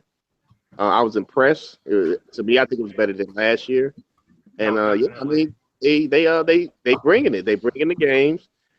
I guess they listen, you know, to their fans. So this is, you know, what they fans want. They said we're gonna bring it, you know, and they doing it. So yeah, a majority of them games I will be picking up for my PlayStation, and I won't be sitting around in my house lonely and angry and shit. I'll be playing the game. You don't want to have an emergency podcast and say they're embarrassing themselves? That would draw me to that video of that dude is just a freaking idiot, dude. I'm gonna I don't know how you could sit there, watch that conference, and be like, "Wow, they are not offering us anything." How? They showed so much stuff. They showed so much variety. Like, what is Xbox bringing? Nothing. Other than a new console. Like, who gives a fuck? They already brought out a new console. Yeah, like, I'm just getting sick and tired of this Scorpio talk, man. Like, damn, like... It's all these dudes talk about Scorpio, this, Scorpio, that. Scorpio's a year away. You have nothing to play until that year. What about games? We over sit up here talking about the PS4 is a third-party machine. No, it's not. The fucking Xbox is a third-party machine. Xbox is now. Xbox is a third-party machine because the PS4 is actually getting a lot of games. I'm happy to hear about that because you know what? I own the PS4. I got all the consoles. So actually, I'm good. I'm good. The people that's actually getting mad about this is the jealous ones because they just mad because they can't afford it or they just mentally challenged, like something just wrong with them for real. Games too colorful. I'm a grown man. I can't play that. It's just sad. Like a lot of these guys, like in their 30s and 40s, acting like this, man. That's the sad part about this. So a lot of people just cannot take us serious in this gaming community because they say it's a bunch of man children in this community, and they're right. They're not wrong. Yeah, they're not wrong. I can't argue. I'll be like, no, as much as I don't like you, but hey, you're right. All right. Okay. Did we ever go with you, Dirty? Yeah, I'm good. That's it. Okay, Retro Bro. You here, Retro? I think you said you'll be back. What about you, Sinister? Is he gone too? Where is everyone? Yeah, everybody leaving. I think they went to go buy a PlayStation 4. I guess so. They're real hyping it up. Are you back? Sinister? Yeah, I'm back. Hey, give me your thoughts and opinions about the PlayStation experience. It was an awesome. I give them credit. It was a great show. I mean, they brought the games. That's what mattered. It was the games. If I was seeing Last of Us 2, I mean, I was amazed by it. You know, and seeing Ellie, you know, seeing how she was sitting there playing the guitar all bruised up and bloody and everything. I was like, man, that was so awesome. And then of course, I made a video about it. Of course, I was praising Last of Us, but heck, I was being suspect about Marvel vs. Capcom Infinite. Of course, going over what Nick was talking about. They're taking steps backwards instead of moving it forward. I mean, going back to the 2-on-2, come on. I mean, out of the whole series, I love Marvel vs. Capcom 3, like the way he did. It brought the 3-on-3.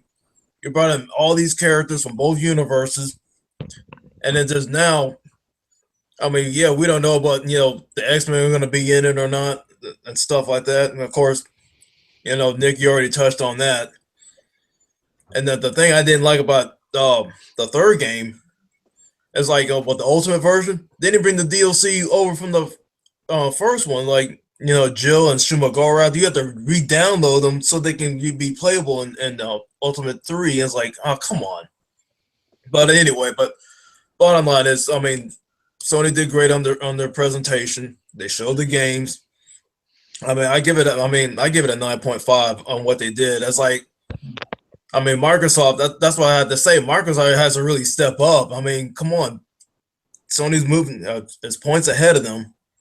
Like I said, Nintendo's about to do their presentation next month. I was like, come on, Microsoft, put some games out. Put out some content that we love. That's all I ask. But that's my take on it. You know how it's bad that when you got Iron Wolf, he is a freaking Xbox to the fullest, converting to the PS4. Oh no, this dude, he's been on Facebook, he be on Twitter, he's trolling this shit out a lot of Xbox fans because he's like, you know what, man, fuck it, man.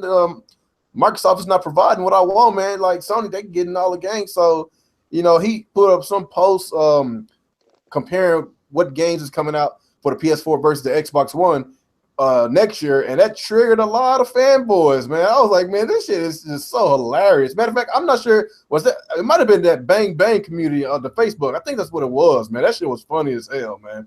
A lot of people got pissed off. Don't get pissed off. Either buy PS4, shut up, or go to Microsoft and complain. Be like, we want more games. That's just simple as that, man. You can't, I don't know. That's just the community that we are part of. People getting mad at other people's happiness, just like how Alex was putting it a while ago. A lot of Nintendo fans, Wii U fans, getting mad at a lot of people for being excited for the Nintendo Switch, which don't make a bit of sense at all. But at the end of the day, it's about games. If you can't afford it, just shut the fuck up. Just stay jealous. Just stay in your small little corner and just cry and just shut up. That's all I gotta say, man. But anybody else got anything to touch upon the topic before we get to the last subject for the day? No. I'm just waiting for Last of Us. That's all. That's the one I'll get the most. Oh, okay. Yeah, I had to meet you a while ago. After you, what the hell are you doing back there? Huh? I'm doing stuff. Yeah, I see you doing stuff. All right, let's talk about some Scorpio. This is a little bit of good news, man. I know we was being a little negative about Microsoft, but here's some good ones, some good news. Phil Spencer, he basically came out yesterday. Was it yesterday, the day before? I don't know. He basically said that expect a console price for the Scorpio. It's not going to compete with PC. That's basically what he said. And I'm not. Let me see if I can find that article, but. I feel that this is really good because if this console would come out at a $600 or $700 or even $800 price tag, given the fact that it's offering what PC specs offers, then yeah, it's gonna be a hard sell because people be like, you might as well just buy a PC, man. Because you can update the graphics card, and if you're gonna be spending about $600. For a gaming machine, just get a PC, man. Because the Scorpio, if you spend that much on it, unless you go switch out the graphics card every year, you can't. But I think that's a really smart move on what Phil Spencer, what Microsoft is doing to keep this at a reasonable price, so a lot of people can actually afford this machine. Hell, even if it comes at $450, I still say it's a good price. Even though the PS4 Pro came out $400, I think $400 will probably have to be their selling point because the PS4 Pro might have a price drop next year, so it'll kind of be in favor of the PS4 Pro been out for over a year, and let's say they have a $50 price cut, and the Scorpio comes out at $450. More people gonna buy the PS4 Pro. Just to be honest. You know, there ain't that many graphics swords out there. They're gonna go after which console give out really good graphics and which console have a really good price. And the PS4 price is more reasonable than the Scorpio. So I think $400 price tag should be a good sell for the Scorpio. Let's go around the table about this. What you think about this? After Phil Spencer said, you think since he said it's gonna be a console price, do you think it's gonna be a $400 price tag? What do you think? First, I am glad he said this because there's a lot of stupid people out there who thought that this console was going to come out and compete with high-end gaming PCs and cost like $1,000. Stone Fox. Well, he's an idiot, but there's a lot of people like Mr. Stone Fox who like to exaggerate things. It makes no sense for Microsoft to make a $1,000 console to compete with high-end PC gaming because that doesn't make any sense at all because you can always upgrade your PC. You won't be able to upgrade the Scorpio. Nope. They're going to keep it at a general console price. I was expecting $500 to $600 at the maximum because, again, PS3 launched at $600, and that would kind of be the top end of anything console-related as far as I know. So I would expect it to be around $500, but it might be $400. I don't know if Microsoft would have to take some sort of subsidy to hit that kind of price point, but they should stay away from 500. They need to stay away from 500. You saw how that turned out. Yep. Well, that's because the normal Xbox, the reason the $500 price point for the normal Xbox didn't make sense is because the PlayStation 4 was $400 and it was more powerful than the Xbox One. If the Xbox One was a lot more powerful than the standard PS4 and it was $500, then the cost is worth it. Oh, do you think? Because the Kinect was with it. Yeah, so do you think they it's bundled the based on the Kinect. power, also based on the price? Price and both. power go hand in hand. They It's go just hand in like, hand. it's When just you like pay buying more for a car product, you that's expect faster. it to be a higher quality product. In the Xbox One, it was never worth $500. I don't care what anybody tells you. It's not a $500 console, Yep, even with the sure Kinect. not. No, The PlayStation 4 got a $500 either. Yeah. And the Pro's, what, $400? That's a good price for what you get out of it. No, that's kind of an argument. Well, I know a lot of people want power, but majority of the casuals buy consoles and they go by price. You know, just look at the Wii, look at how that turned out, and the Xbox 360 was less powerful than the That's not disagree. true, though, because They the Xbox... definitely don't go up by price. They say definitely they go don't. by price, but they always purchase, even though they said that. They will go with the one which offers the best quality. Like, the Xbox is cheaper than the PlayStation, but it's still getting outsold. Yeah, worldwide it's getting outsold. Yeah, worldwide because it doesn't cater to Japanese people. And Europe always been the home of PlayStation. Yep. Still, it's being outsold consistently. Yeah. Right. And even on like the NPDs or whatever, Sony won again. So they're back. Even though if Microsoft would have won MPD, they still would have lost worldwide. That's what a lot of Xbox fans, these fanboys need to realize, especially that crap gamer, like, this dude's an idiot. Every month, like every time Microsoft wins the MPD, he keep on misleading people, talking about what they win in their sales. Okay, what about worldwide? I don't know how many times I see in the comment section. He only counts Like, America. okay, what about worldwide? Like, they still get outsold worldwide. Like, what does it matter? Oh, it only matters because it's only in North America. But what about Japan? What about Europe?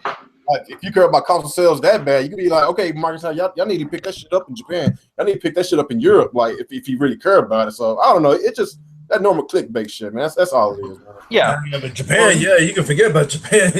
That's X out. That idiot just does what he does. He's just doing for views. I don't really care what he's talking about. But yeah, Scorpio $500, $600, I think is doable at that price. You'll get a much more powerful graphics card. It's supposed to be something similar to the RX 480, which is around 6 teraflops. So you'll get similar power to that, which is it's enough for 4K gaming. It's not going to be amazing 4K gaming. It's going to be like 4K medium settings, 30 FPS, which is essentially what you would be targeting with the Xbox Scorpio. So that makes sense. We don't know anywhere what they're going to do with their CPU. It might be Zen, which is the new AMD processors, but we don't know yet. That would make sense as it's coming out a year from now. But yeah, it's doable. $500. I seriously doubt $400 though. To be honest, that is really low for the kind of hardware they're putting into it. But again, it's a year away, so that could all change. But yeah, it's a good thing that they're not targeting high-end gaming PCs because that would make this thing too expensive. Nobody's running out to buy an $800 console. I don't care how big a fanboy you are. $800 for a console, you'd have to be retarded to buy that thing. Just look at the Neo Geo back then. Like, even though it was a lot more superior than the Game Boy Advance, like it didn't have much software, but it was a lot more powerful, and I played a lot of some of those games. It was really good, but it was just too much money, and that's why it failed miserably. It was a commercial failure because ain't nobody gonna pay that much money for that handheld, man. Unless it's Apple. Nintendo always been on the cheap side, so people can actually afford the system. And I think Phil Spencer is going the right way with this. The Wii U is overpriced, but yeah, it's a good thing. Huh? Always been overpriced. Still is. Still is. You can buy a PS4 right now for $250 with a game. You'd have to be insane to pick a Wii U over that. You know what bothers me about some of these fanboys? Like, I don't know how the hell can you steal damage control talking about the Wii U don't need a price drop. You know who exactly what I'm talking about. So talking about well, they don't need a price drop so they can still profit off of their sales. What fucking sales? You telling me $2,000 a month is sales? That's embarrassing. Terrible. But Phil Spencer. Like, it's good that he's trying to get ahead of this, so people don't get their expectations too high for the Scorpio. Like, you're not gonna get high-end gaming PC at a console price. It's not happening. Like, that's like 10 years away to get what a high-end PC can do now for a console price. It's just not happening. So it's good that he's trying to set people's expectations. I think he should make this very clear. Because sometimes Phil Spencer says things and he's not very clear about things, and people exaggerate what he's saying. Mm-hmm. And then you get let down like 8 months out of 2016 with only one exclusive, even though he said that year they had so many exclusives they had to push some back. You lied, Phil. I give it to Microsoft. The fall was pretty good. Record, Gears, Forza, and Dead Rising 4. Is it out? It's about to come out. That's already out. It came out yesterday or Tuesday or something. They got a strong fall. The fall was really strong, but the first 8 months was a disaster, man. Like, they should have at least spread this shit out. They should have spread this shit out. If they're gonna, so basically what they had, like about 6 exclusives this year. Quantum Break, Record, Quantum, Recore, Forza, Gears. Dead Rising doesn't count because that's a timed exclusive. Oh, really? So damn, they only got 6 exclusives then. Damn. Need Microsoft. They need to at least have between 6 to 8 exclusives a year, man. Exactly. This 3 to 5. That's not gonna cut it, man. And launching them all in like the last couple months of the year, that's not cutting it anymore. That's what ruined Tomb Raider. Yeah. That's what ruined a lot of games. That's what ruined Titanfall because they got stuck with too many games. Like, it's stupid. Yeah. So they need to basically rethink their strategy, what they trying to do for next year, for 2017. Yeah. Yeah, because their games that's coming out. I'm gonna be honest. I never care for the Halo Wars series. Me either. Crackdown 3 really don't interest me. Sea of Thieves, no. The only thing that interests me is Scalebound. That game looks so damn good. I really want to play that so bad. But that's the only must-play game I want to play on my Xbox next year. That is it. Everything else, I just don't care. Like, where is the big heavy hitters? And if you look at Scalebound looks like a heavy hitter, but it's not. It's a Japanese game which does not cater to the Western crowd. So all I gotta say is I just really hope that a lot of bigger YouTubers push this game. Trying to convince their subscribers to buy this game to check it out, because what we saw with this game, it looks like an amazing game. Of course, when we first saw, like, it had some frame rate issue. That's like almost 2 years ago. So I hope they fix all that. Yeah. And hopefully, I really hope that this game really sells, because Microsoft, they need a strong IP. They need something strong. They need another Naughty Dog. That's what they need. They need another Naughty Dog. The studio behind it. Yeah. That's what they need. That's what bothers me, man. You can't just rely on third parties all the time. You need your own shit.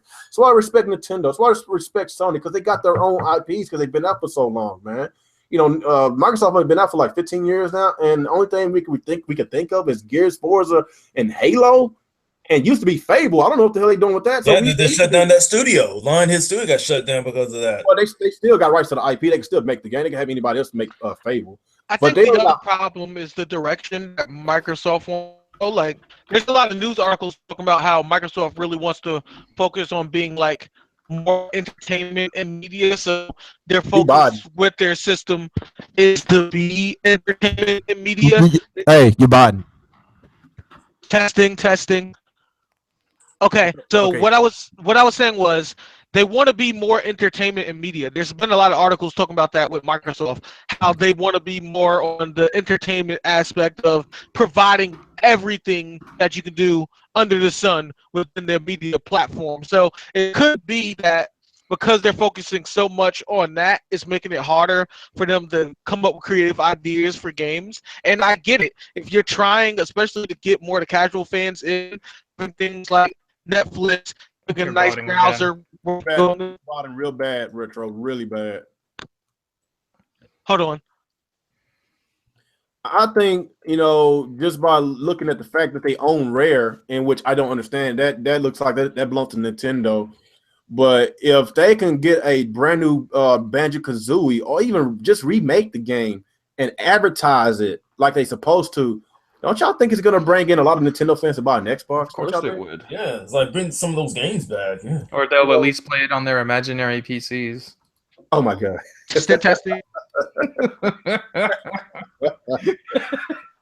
Oh my god, Battletoads, like they got some Battletoads. They got some iconic franchises. Jet Gemini. Like Perfect Dark. Like they my god, Perfect Dark. We already talking about Sony got the platformers and stuff, but actually Microsoft, they got platformers too, but they're not using them. They're not using them. Like we're old I think it's the whole change. I think it's the whole change. I think it's the whole change in mission thing, because they're trying to focus on this whole thing of providing everything. Is that T-Pain? Is that T-Pain talking to us? Come on, T-Pain. You got the auto-tune. Jump back in. Yeah, you might just using that auto-tune, man. Oh man, but yeah, man, like we all talking about Crash Bandicoot and Jack and Dexter and Ratchet and Clank. Like they got Rare, they got a lot of. I don't understand why they haven't made a new Perfect Dark. Perfect Dark would fit the Xbox fan base too. Yeah. It's a shooting game. Pew pew. Yeah, that's true. That's a gun. They love guns. Yeah, like that's what they did with GoldenEye. I mean, on the old 64. I mean, damn. Yeah, Rare's got a lot of good IPs. I mean, yeah, because I wish they'd bring them back from the dead. I mean, not just that collection, but do something like new for now. Like, no, the only thing that I saw Microsoft did that was really smart, even though I'm not a big fan of it, was buying the rights of Minecraft, because that game, that franchise, smart. So popular, man. A lot of us YouTubers don't really care about it because we think that's for kids, but there's a lot of adults that's playing it. But man, that game is especially they had their own convention. Like, yeah, $1 million on that shit. So that was a smart move for Microsoft. But I thought that whenever didn't Capcom like 2 or 3 years ago put their company up for sale? Didn't they did that? Capcom was, I think they were testing the waters of putting their company. If they was testing the waters, they should have. Microsoft should have jumped on that. Right. I don't think they're allowed to, because I think it's the rule in Japan. Japanese companies can't be bought by American companies. Really? Man, some wow. rules out there.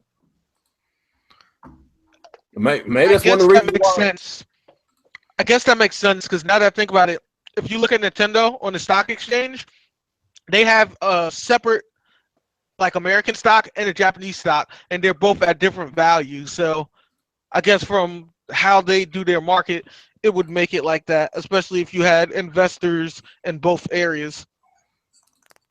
That's probably why the Xbox always sells poorly, because it's not Japanese. I guess it's their culture. If it's not from Japan, then they don't want to fuck with it. Just how it is. Yeah. It sucks badly, but they are very xenophobic. Yeah. I think what Microsoft could have done, they could go and just remaster Jade Empire from the original Xbox. That was a good ass game. Yeah, but too bad we didn't talk about the original Xbox games. Like, what's going on with that? Like, Sony, they Cameo. Like Sony, they're pushing out a lot of games, not only from the PS1, but PS2. But why Microsoft won't bring out games from the original Xbox? I think that would be a good idea. Yes, but especially like revamp them up for today's audience. Shoot, bring back Yeah, some what memories. Knights of the Old Republic?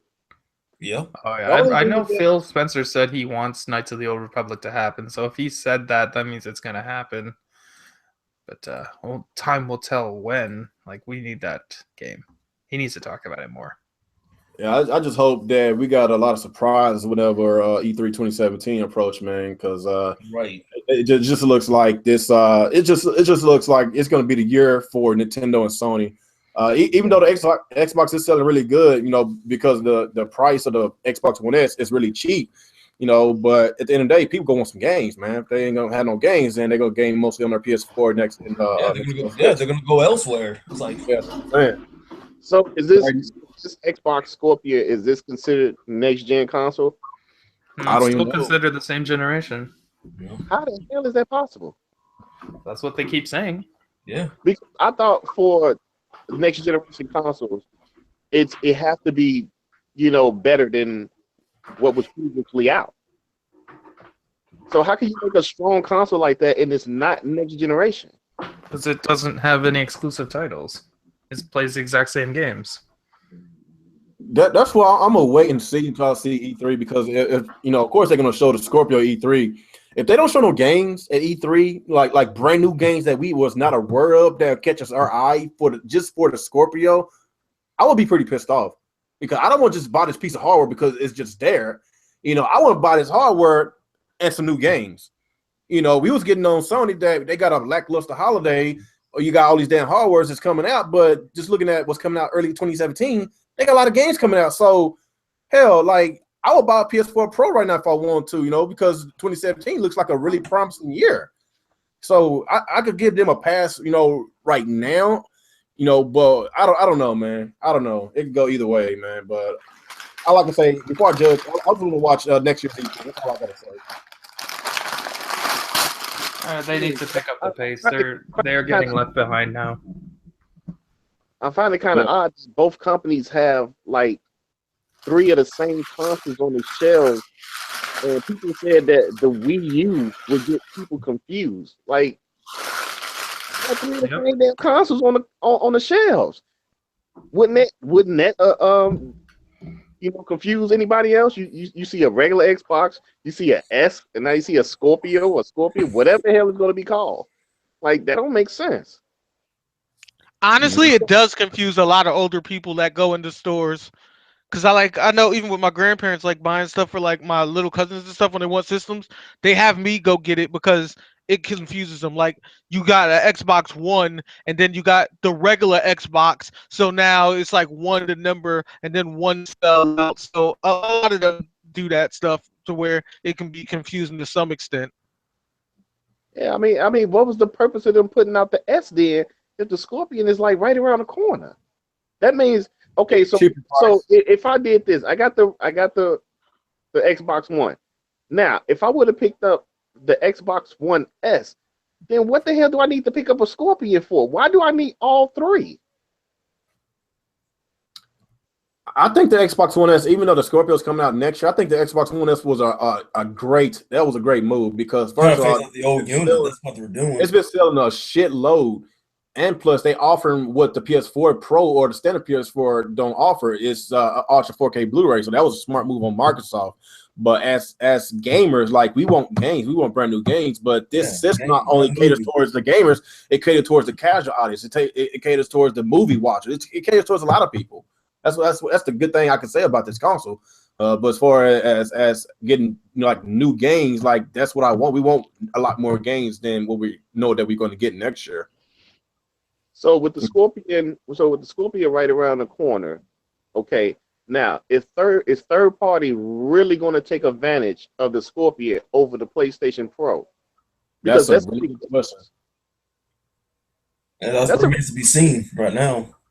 But like I know Microsoft said that they're going to take full advantage of the Scorpio, like native 4K and 60 frames per second. They did. I'm not sure if they said 60 frames per second, but they did say it's going to be native 4K on all their exclusives. But the problem is, what exclusives? Because that's why we have no issue right now. That's why we're talking about because they're lacking of exclusives. So I don't want to get excited over a piece of machine that's going to have native 4K on their exclusives, but we were complaining, the fact that they don't have many. So, all I can say is time will tell, and whenever E3 comes around, and if we don't get enough software that's coming out for the Scorpio, then I'm just sticking with my Xbox One S, man. I don't want to keep buying all this hardware and buying a 4K TV just to play the same shit, just to play third-party games. I'm sorry, man. That's just how I feel about it.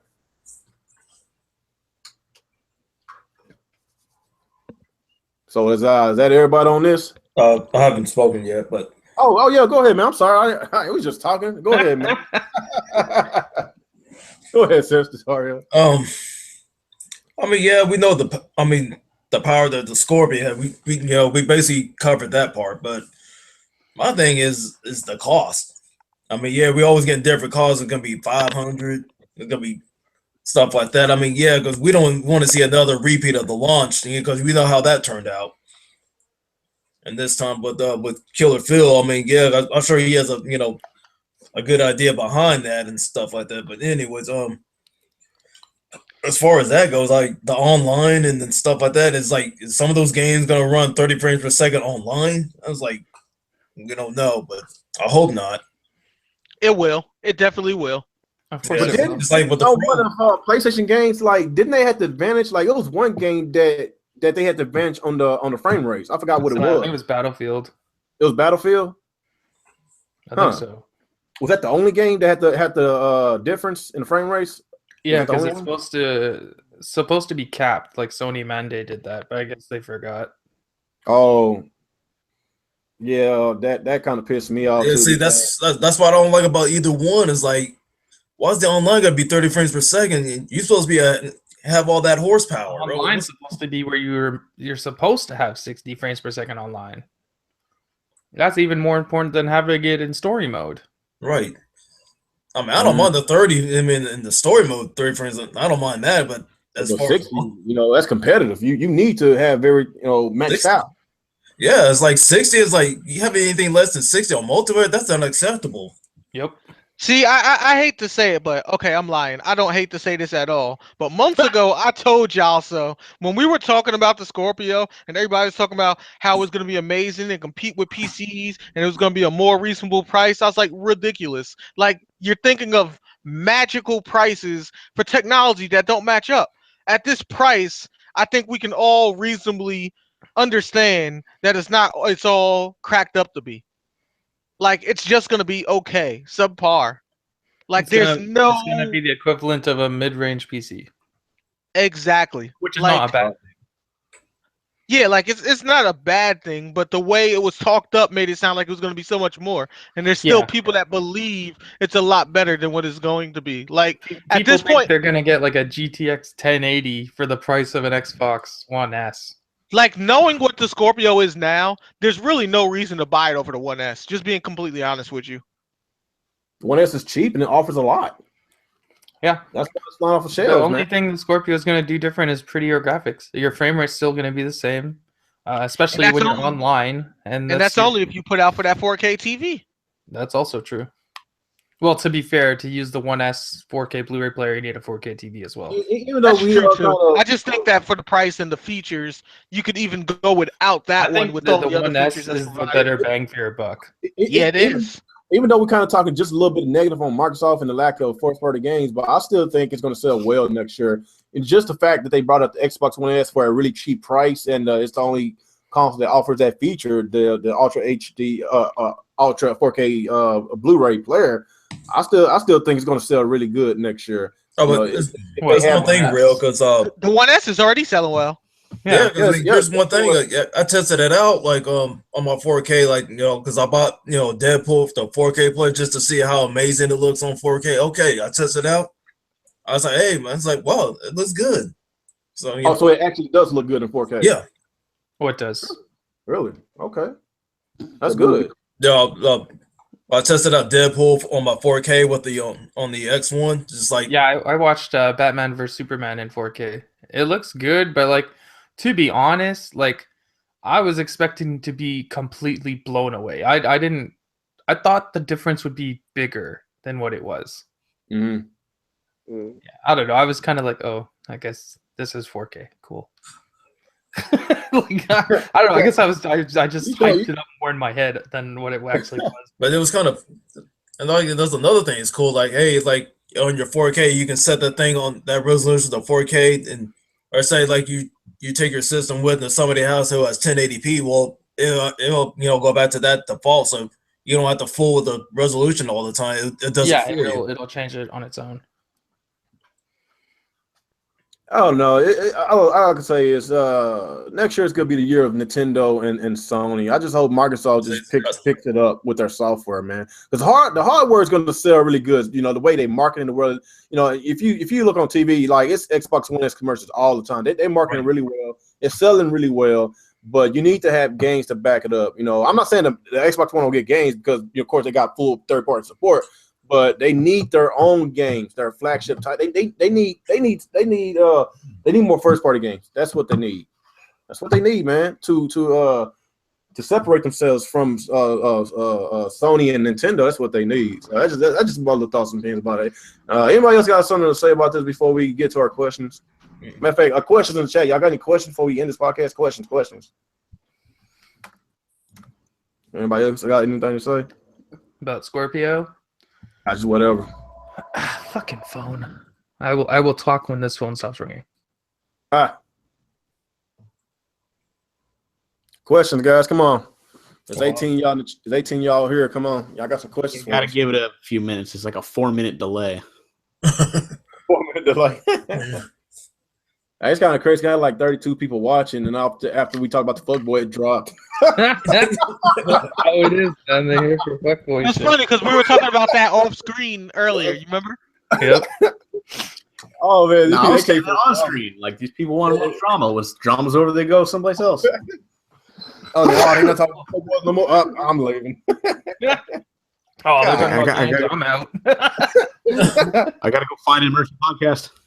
Emergency podcast. Here's a question from Lewis Tiger, Real Gamer. Do you like big booty bitches? Oh my god. I'm not gonna answer that because my wife just got home. Yeah, let's keep you out of divorce court. Yeah. I'm not gonna answer that. Oh, there you go, Lewis. I tried. Plead the fifth.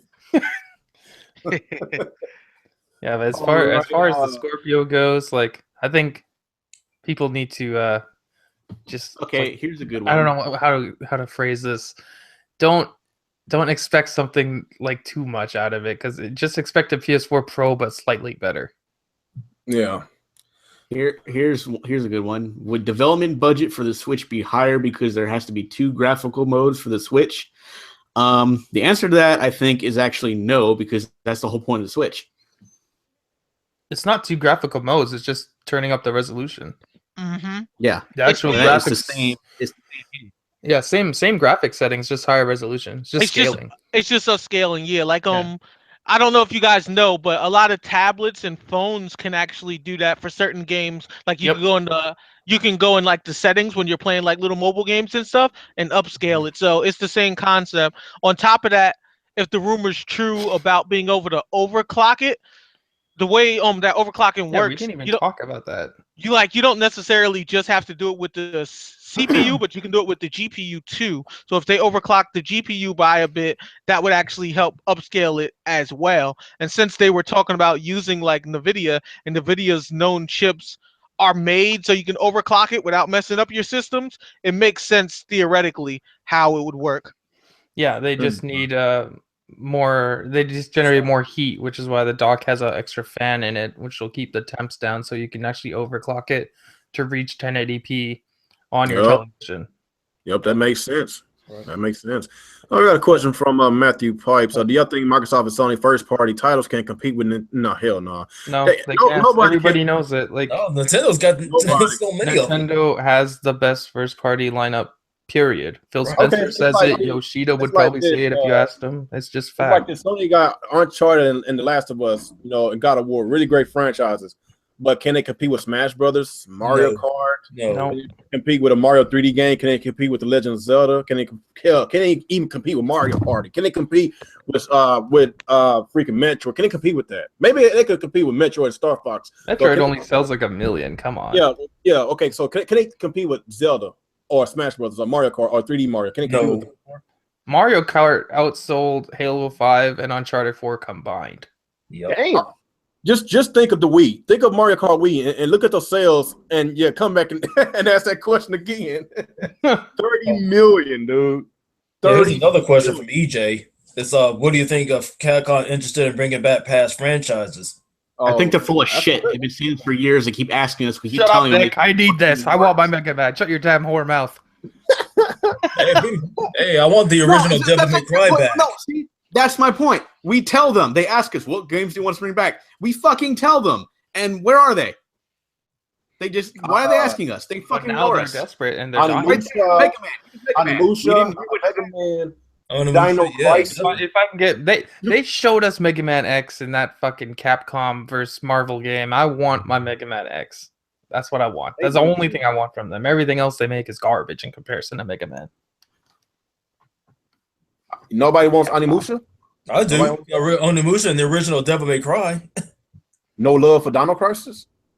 Yeah, we could list off every fucking No, the second game I loved. The third game was trash. No, the third game Street Fighter, Marvel's Capcom, and Resident Evil. That's all they're fucking doing these days.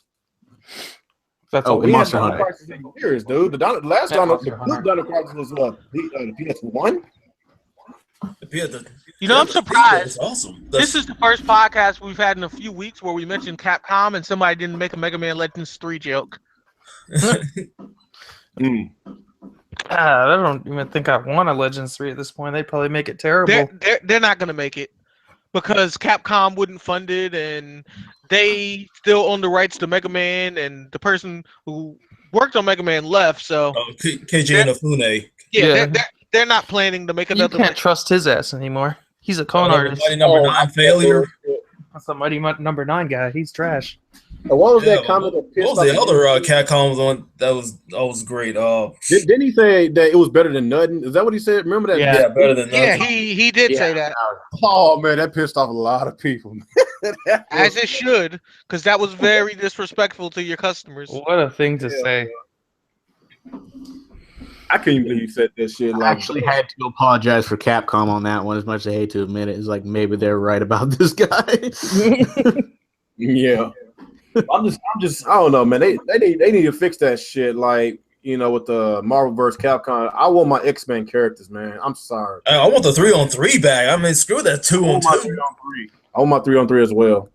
I want my I mean, Marvel vs. Capcom 2, that's what started going forward, but now Infinite's taking too many steps back. Less content, less competitive. Yeah. You got using Infinity Stones and stuff like that, like and using assist characters. Oh, yeah, people are excited about Marvel's Capcom Ultimate because now they finally have a fighting game they can be good at again. Damn. And they took out the Juggernaut. How you gonna take the realest nigga out of fighting game? Like, How you gonna take out Juggernaut was the Juggernaut, bitch? Yo, like Juggernaut was so raw, he'll backhand you and you lose like 25% of your HP. Like, Juggernaut head crush. All his specials were like mad regular attacks that did mad damage. I mean, think about he's all swole up. I mean, just how huge he is. I mean, even the Hulk looks small. Come on, it's Sprite. Like, yeah, he take as much as off as Zangief on Street Fighter. Like when he body slam you, like, man, god damn, one body slam it's over, man.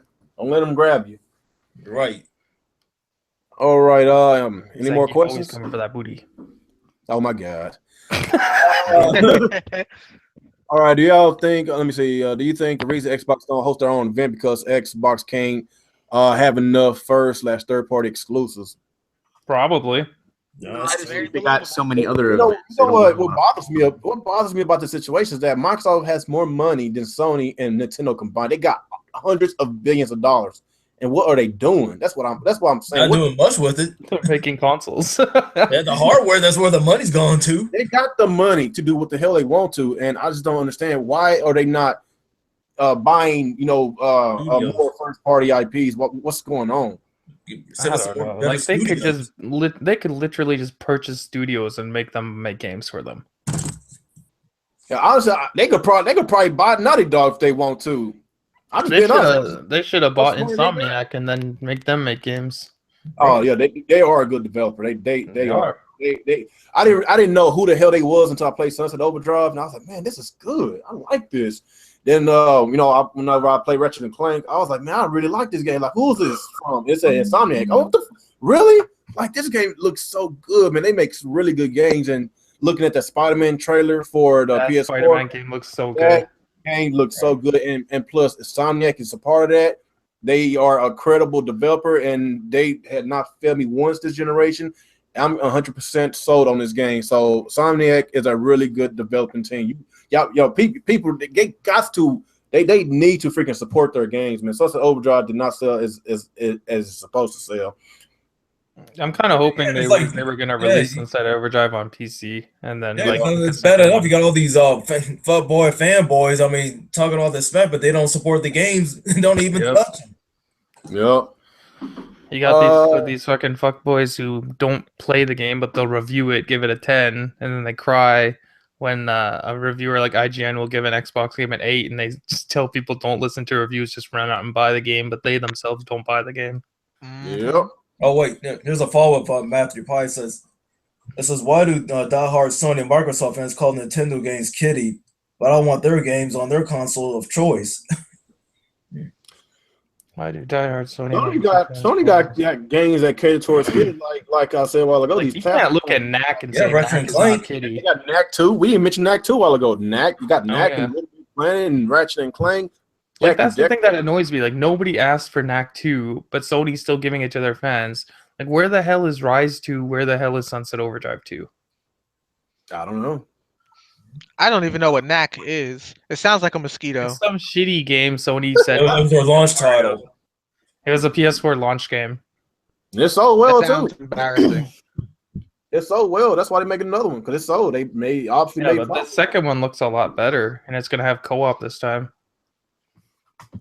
Huh. Well, hopefully it'll do better.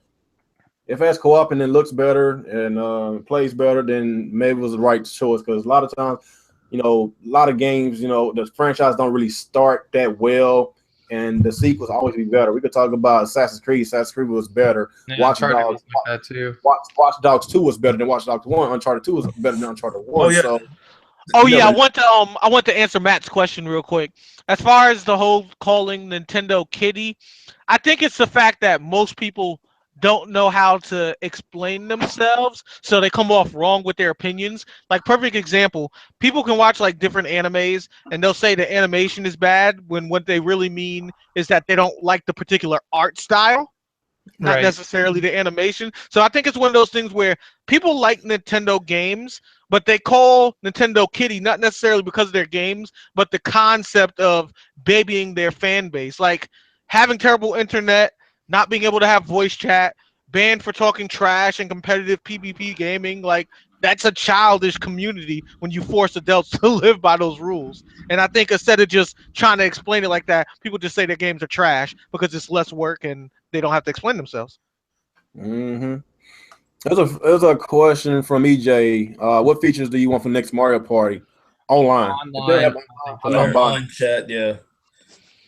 Like that. That's why That's why a lot of people didn't buy the last Mario Party, because like a lot of people. It was unacceptable on the Wii U to not have multiplayer for that one. Yeah, like Nintendo, they need to get with the program. I think that they're going to fix a lot of these mistakes that they did with the Wii U. I think. Well, have you seen the marketing they've been doing? Like, it's way better. Did you see the commercial they made for that Mario running game for the cell phone? Like, that's a good commercial. Yeah, it was pretty solid. Right. But there's another point before you get to the next question. Like, when you mentioned Assassin's Creed, at the SEO collection that they released a month ago. Garbage. It's funny. Yeah. The thing is, like, the PS4 version was the better version than the Xbox One version. Even though I think both of them sold like a movie, you get a free movie ticket with it. Oh, really? I heard about that. Like that remaster was a shit remaster. They did a bad job. That game deserved better. The Ezio collection is what made Assassin's Creed famous, and they give it a half-assed remaster. Yeah, they didn't fix any of the problems, and it wasn't even like a actual remaster, just like a port. Terrible. That's it's another wrong with this gen. It just instead of remaster, you get terrible ports on some of them. They can't even do it right. These devs are so Yeah, like I mean, Marvel Ultimate Alliance. That was another prime example of a terrible port, and would sell it for $60.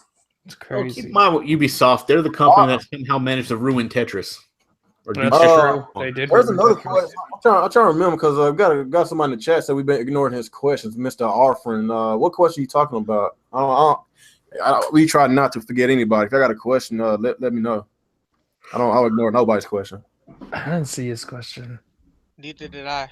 Oh, wait, just, what GameCube games do you want on the virtual console? Oh, Eternal Darkness. All of them. Skies Yep. of Arcadia Legends. Oh, Star Yes. Wars Rogue Leader. Let's see what else. They already announced Melee and what else?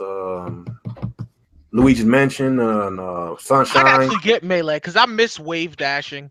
Like, I know a lot of people for Smash 4 be like, oh, well, with all the new mechanics and stuff and the way the competitive game is now, you don't need wave dashing. And I gotta say, I disagree because the way Smash is now, you can't really have a fair chance of winning as bigger characters. And wave dashing gave them a little more speed and like utility with their movements. So you actually had a better chance of winning when you were bulkier characters like, say, DK or Bowser. And that took that away from them. Like, and Melee, there was a dude competitively that used to destroy people as Ganon, but because Ganon is slow and there's no wave dashing in Smash 4, he really can't do much with him because he's so much slower than everyone else. Yeah, he's really slow. Mm-hmm. But I rebought Melee for the GameCube yesterday. $60. Yep. Oh, I know. jeez. That's how Got much it costs for it.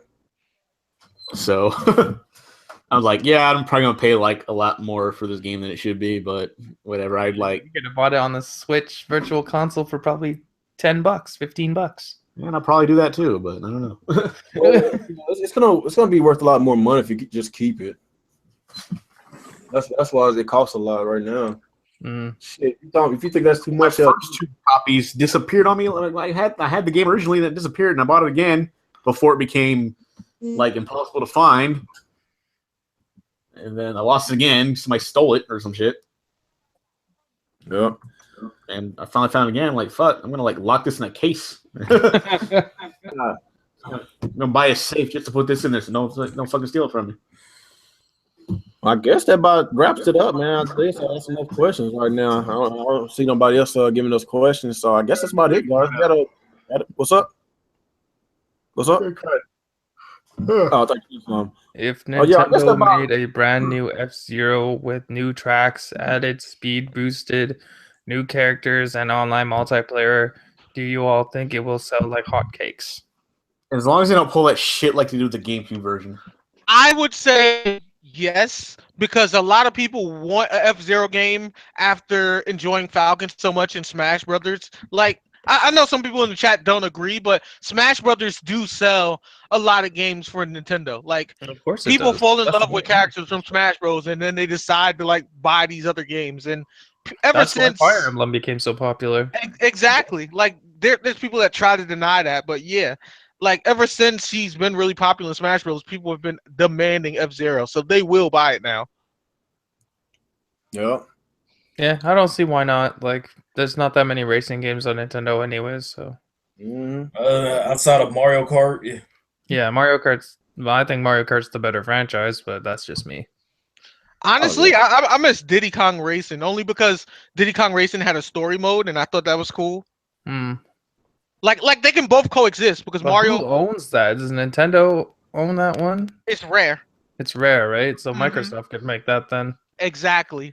But I don't. They couldn't have Diddy in it because Well, yeah, owns Diddy. that's Nintendo's property. So they would have to take Ah. Diddy Kong out and just have everyone else. Be like Yeah. Diddy Kong Racing 2 and Conker is the leader, and he's trying to save Diddy from Yeah, although Nintendo. they could just make it Conker's Racing. That's true too. Mm-hmm.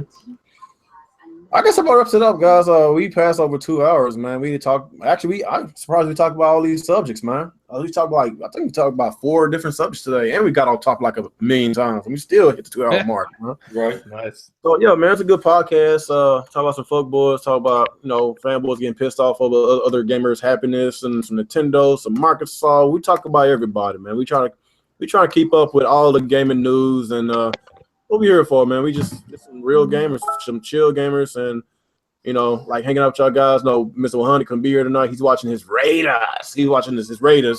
I forgot who they're playing, but they're doing a really good job this year. They're playing the Chiefs. Oh, that's gonna be a good game. Yeah, so yeah, he's watching his Raiders tonight. So I understand him. He lives in California. He's a Raider fan. So yeah, man, it was a good podcast. Really appreciate y'all support, and gonna do it again next Thursday. Y'all make sure y'all hit that subscribe button. Make sure you hit that bell and stay up to date. Hit the notification bar. If you're not following me on Google Plus, please do so. Twitter, the link is in the description below. Subscribe to all these guys that's in this chat, in this podcast, because their channels is in my link in the description below. Share this video, share this podcast, and just like I say, man, my podcast is a really good show, man. We always have fun. We keep it entertaining. We keep it interesting. So, like I say, man. Be back same time next week at 7:30 my time, 7:30 Central Time. And I guess after that, it's going to go to our outro. Start with you, Alex. All right. What's going on, everyone? ActivesiN here, and this was another week of Real Talk with the Real Gamer. I'm surprised we got through all those topics so quickly. That was a good show. We talked about some fuckboys. We even squeezed in some Nintendo fuckboys, which was a nice little bonus. So if you're a Wii U weirdo trying to shit on everyone's parade for being excited for the Switch, go fuck yourself. And if you are an Xbox fanboy who is mad that Sony's giving games to the PS4, go fuck yourself. Get mad at Phil.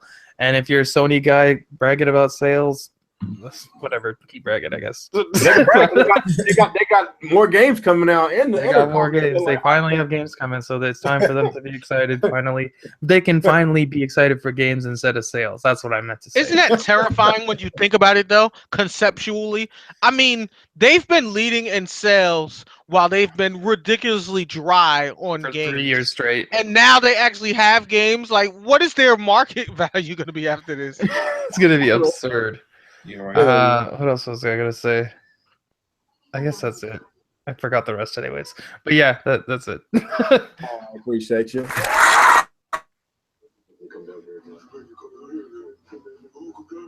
What happened? Did he drop out again? I don't know. I heard like a half a clap and then Patrick. Yeah, I heard half a clap. That it I heard like what the Yeah, hell? okay. Like a little chant in the background. Oh, he almost lasted the whole podcast this time. So why don't Well, you go I next, guess I Nick? Take my turn. This is Nick from Game Nick Incorporated. Shit happened this week and we talked about it. Oh yeah. All right, Retro. What's up, YouTube? Retro Bro here. Had a lot of fun tonight. Also, for those of you that have Sun and Moon, just hit me up on Twitter at Ron Retro Bro, and we can get some battles going. My teams are finally finished. Oh shit. All right, and Sinister. Hey, what's happening, y'all? Sinister Tar here. Enjoyed another great time with the brothers in arms, and it's been fun talking about Fuck Boys and stuff like that. But all right, and it's your Is boy it Real everybody? Gamer. Sega's the best. Sega will never die. Sega's in my heart forever. Sega's the greatest of all time. I love Sony now. Fuck Microsoft. Nintendo, we're coming back, baby, and we're out. Why his real voice sound like Little Milton? Whatever. Yeah, my computer just crashed on me again. I'm on my phone, man. I'm getting another computer next week before we do our next podcast, man. I don't know what the hell's going on. time to send that thing out to pasture, yo. Terrible, man. I think I'm gonna give it the old You know yeller what you treatment. gotta do? Man.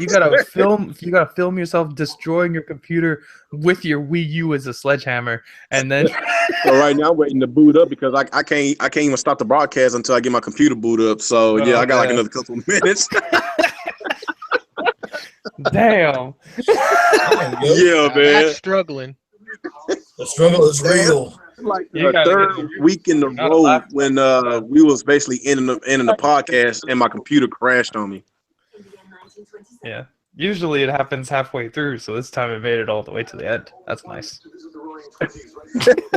Yeah, I thought it was gonna actually act right this time, but nah.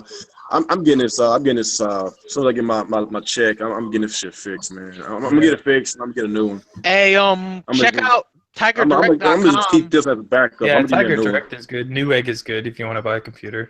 Yeah, those two. Who? And if you want something high end, I would suggest CyberPower PC. They make some really good you can builds. build your own PC on that website. They'll even put it together for you and ship it to you. And if you do a survey with them, you get a free headset. Yep. And a free mouse. It's really really? Boy. Some good deals. Yeah, there we go. Just boot up. That's a long boot. Stupid ass. Oh, you gotta- Jay got gotta you. get That's why I had He to said get your the webcam PC on work like because Sega. You can change your boot sound to Sega when it turns on. see. I told you. You know what was that you asked me? You was like when you. What was that question you asked me earlier today about Sega? What you say? It was something smart that you said. I made a comment on your channel. Something. You remember? Oh yeah. So when you gonna stop talking about Sega? Or no, when are you gonna finally admit Sega's dead? Talking about it. As soon as you stop trolling me about Sega, I will stop talking about it. That reminds so I me. guess They that's never, confirmed right? the That's Switch never. isn't going to be legal, like region locked, right? What is? The Switch. They said it's not going to be region locked this go round, right? Right. Yo, That's Alex, what- you that's might what they're have saying. to send me that link for the Switches that y'all got on pre-order. It's in store. See, that's what I'm saying. I'm gonna go ahead and order it now. I can just get it with my credit card. No, I mean you have to go to the store to do it. Oh crap! They don't mail it. Gotcha. Yeah. Yeah, you're out of luck, Retro. I was about to order that thing early. Oh, I got mine pre-ordered. Almost there, man. Almost there. I know we still got 50 people watching, even though we supposed to been off air. I bet they're in the chat trolling me, ain't they? They get Peasant trees.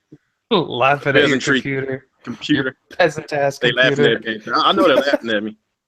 I said, yeah, they're laughing at the rich gamer. Nah, I ain't rich. I'm broke as a joke, dude. Yeah, but I'm broke. that's why we didn't see your alter ego. The rich gamer. 27. I'm the rich gamer, 27 peasants. Yeah. We all about to be broke with Christmas and everything going on. Now I'm back on my computer. So all 15 y'all people that's watching, I really apologize for the technical difficulties. I'm fixed. So hanging there with me, and I really appreciate y'all for stopping by, and y'all take it easy. Peace out.